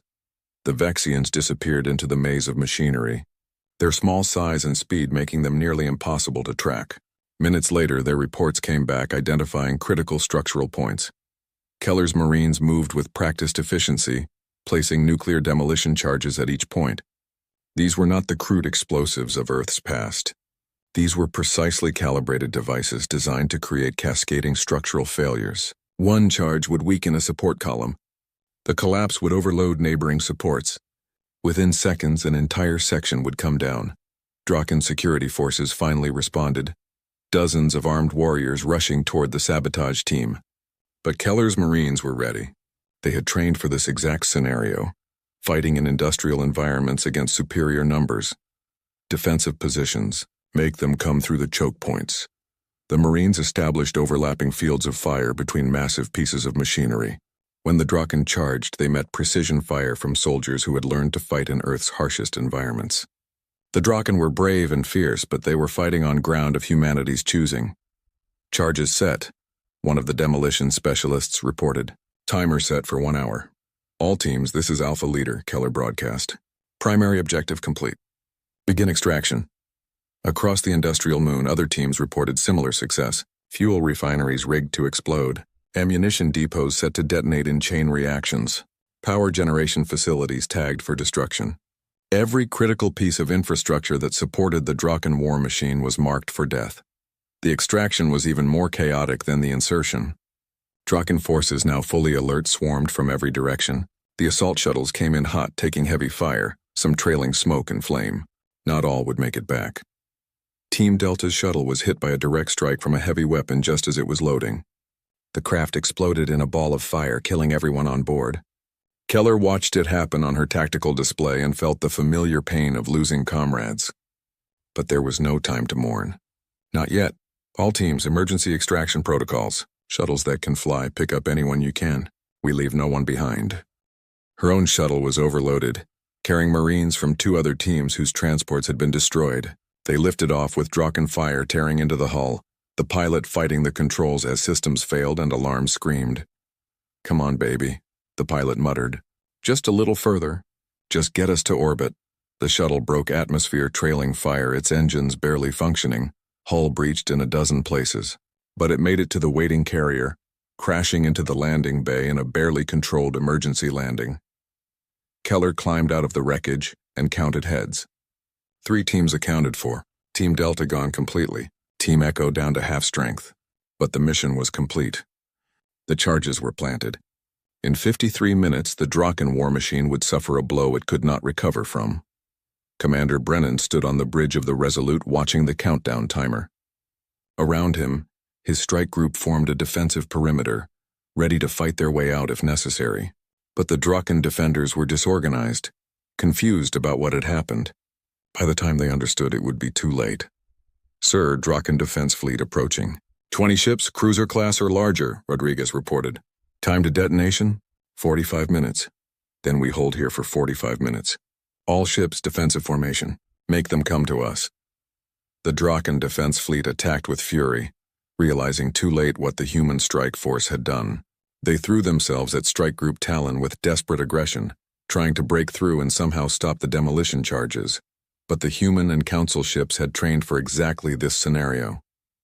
They formed a tight defensive sphere, each ship covering the others, concentrated firepower meeting every Draken attack. It was brutal close-range combat, shields flaring and failing, hull armor taking direct hits, but the defensive formation held. On the countdown timer, the seconds ticked away. 40 minutes, 30, 20. The Draken attacks became more frantic, more desperate. They knew what was coming. At 0, the surface of Karzath transformed into a vision of apocalypse. Nuclear charges detonated in precisely calculated sequence. The main shipyard complex collapsed in on itself, taking months of production with it. Fuel refineries exploded in chain reactions that could be seen from orbit. Ammunition depots detonated with force that registered on seismic sensors across the moon. Power generation facilities went dark, cutting off energy to everything that remained. In less than a minute, the industrial heart of the Draken sovereignty was destroyed. Decades of investment, countless resources, the foundation of their entire military infrastructure, all gone in fire and ruin. Brennan watched the destruction on his screens with no sense of triumph, only grim satisfaction. "All ships prepare for faster-than-light jump. Get us out of here before they recover from the shock." Strike Group Talon vanished into the void, leaving behind a Draken defense fleet staring at the smoldering ruins of their civilization's war-making capability. At the Helix Nebula, Supreme Commander Thrax received the reports from Karzath with disbelief, turning to horror. His invasion fleet, 2,000 strong, was now unsupported. No replacement parts for damaged ships, no resupply of ammunition, no fuel for extended operations.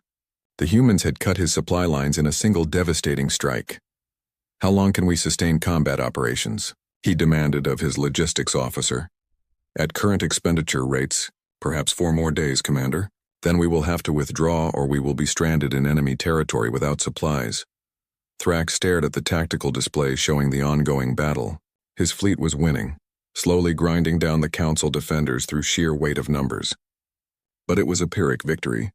Even if he destroyed the entire Council fleet, his own forces would be crippled and unable to continue the invasion. The humans had turned his own lessons against him.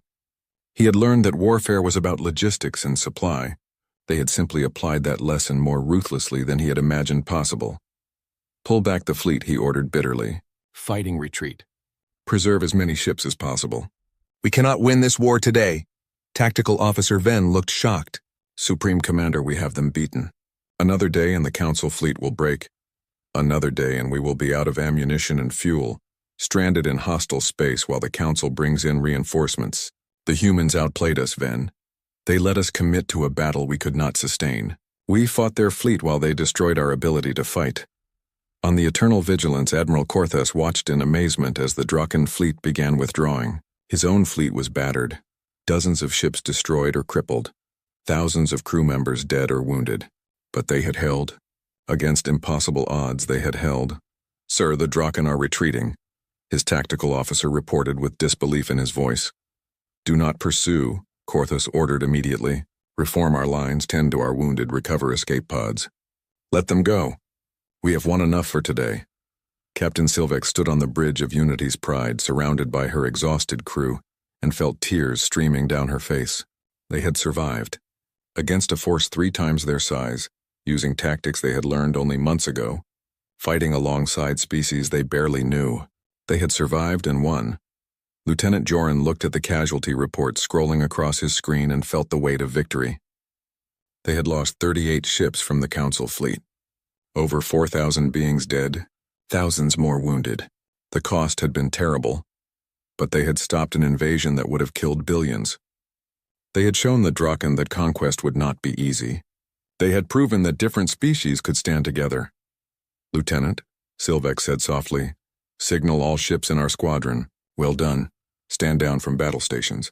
Begin recovery operations. 3 days later, the Galactic Council convened an emergency session on Centaurus Prime. The chamber was packed with representatives from every member world, all gathered to discuss the battle and its implications. High Chancellor Morven stood before them with pride and sorrow mixing in his expression. We have achieved what many thought impossible. We stopped a Draken invasion. We defended our worlds. We protected our civilians. But the cost was high. Over 4,000 Council military personnel gave their lives. Dozens of ships were destroyed. Entire families lost loved ones. He paused, letting that sink in. We must honor their sacrifice by ensuring it was not in vain. The Draken will rebuild. They will come again. We must be ready. Ambassador Foster stood to address the Council. High Chancellor, members of the Council, humanity pledged to stand with you, and we kept that pledge. 12 human vessels fought alongside your fleet. 2 were destroyed. 300 human military personnel died defending Council space. We do not regret this sacrifice. We would make it again. She looked around the chamber, meeting the eyes of representatives from dozens of species. But we need to discuss the future. The Draken learned from humanity's military tactics. They adapted, they improved, they became more dangerous. We must learn and adapt faster. We must build a military force capable of permanent defense, not just emergency response. Councillor Dren, who had opposed human membership from the beginning, stood slowly. Ambassador Foster, I voted against your membership. I feared what humanity represented. I thought you were dangerous predators who would threaten Council peace. He paused, his voice thick with emotion. I was wrong. You are dangerous, yes, but you are dangerous to those who threaten the innocent. You proved that actions speak louder than fears. Humanity has earned not just provisional membership, but full standing in this council. I propose we vote immediately to grant Earth permanent membership with all rights and responsibilities. The vote was unanimous. Weeks later, Commander Brennan visited the Memorial Garden on Centaurus Prime. New monuments had been added, listing the names of all who died defending Council space. Human names alongside Quillrath, Centauran, Vexian, and dozens of other species. Captain Silvex found him there, standing before the human memorial. Commander Brennan, or should I say Admiral Brennan now? Brennan turned with a slight smile. The promotion is still settling in. I am more comfortable commanding a ship than a fleet. You will adjust. You are good at adapting to impossible situations. Silvex stood beside him looking at the names. We owe everything to your people. If you had not answered our distress call all those months ago, none of this would have been possible. We owe everything to each other. Brennan corrected gently. You learned our tactics. We learned from your cooperation. Together we achieved something neither could do alone. They stood in comfortable silence for a moment. Around them, the garden was filled with beings from across the galaxy, all coming to remember the fallen, all united in their grief and gratitude. What happens now? Silvex asked. The Draken will rebuild. They will come again. Then we will be ready again. We will keep training. Keep learning. Keep standing together. That is what civilization means, Captain. Not the absence of threats, but the willingness to face them together. You humans have a strange optimism. You face terrible dangers and somehow believe you will prevail. Brennan smiled. Where we come from, Captain, we learned that life itself is dangerous. Every day on Earth, nature tries to kill you in 1,000 different ways. But we survived and thrived because we refused to give up, because we adapted, because we stood together. That is not optimism. That is simply the human condition. He turned to face her directly. The galaxy thought Deathworlds could not produce civilization. Earth proved them wrong. Now the galaxy thinks the Draken cannot be permanently defeated. Together we will prove them wrong again. Above them, ships from a dozen species patrolled in coordinated formations, human vessels flying alongside Quillrath traders and Centauran warships. A new age had begun, born in fire and sacrifice, built on the foundation of beings from different worlds choosing to stand together. The Draken would come again. Other threats would emerge. The galaxy was vast and dangerous, full of challenges that no single species could face alone. But they were not alone anymore. The humans had answered an SOS signal meant for anyone but them. In doing so, they had shown the galaxy that the most powerful weapon was not technology or tactics or overwhelming force.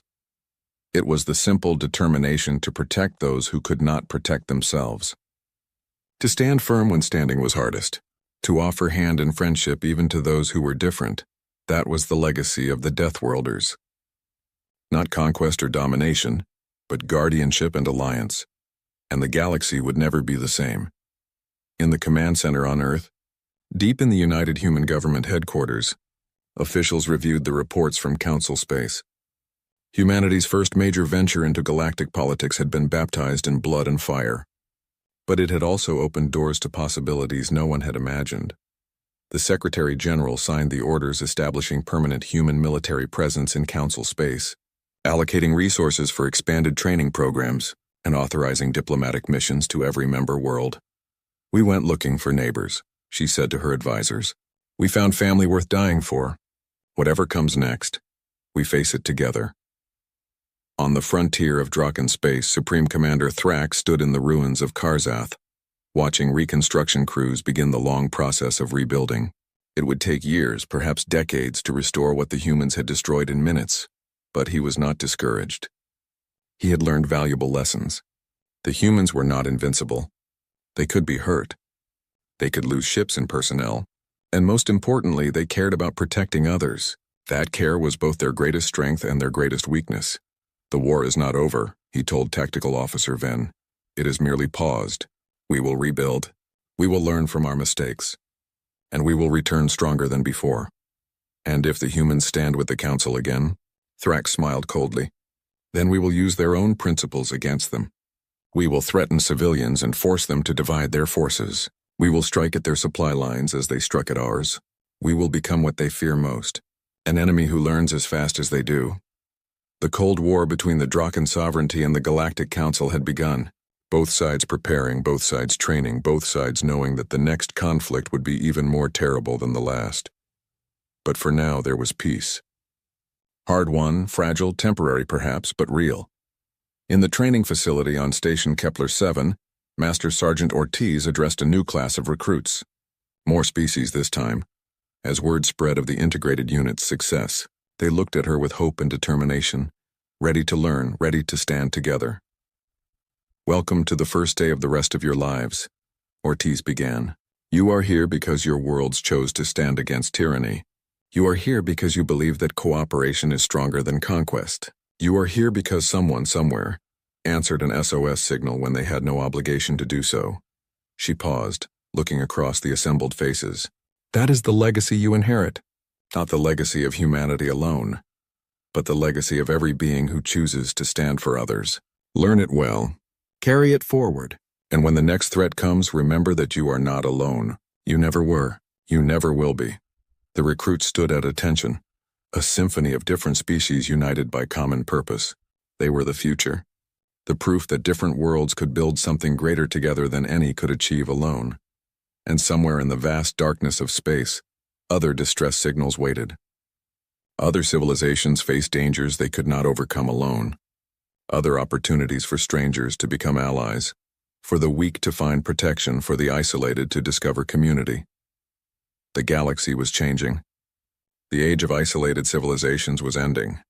The age of cooperation, painful and difficult and beautiful in its imperfection, was beginning.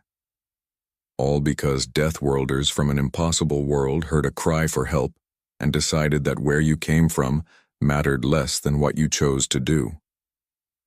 The message echoed across the stars. In words and actions, no one gets left behind. Stand together, face the darkness as one.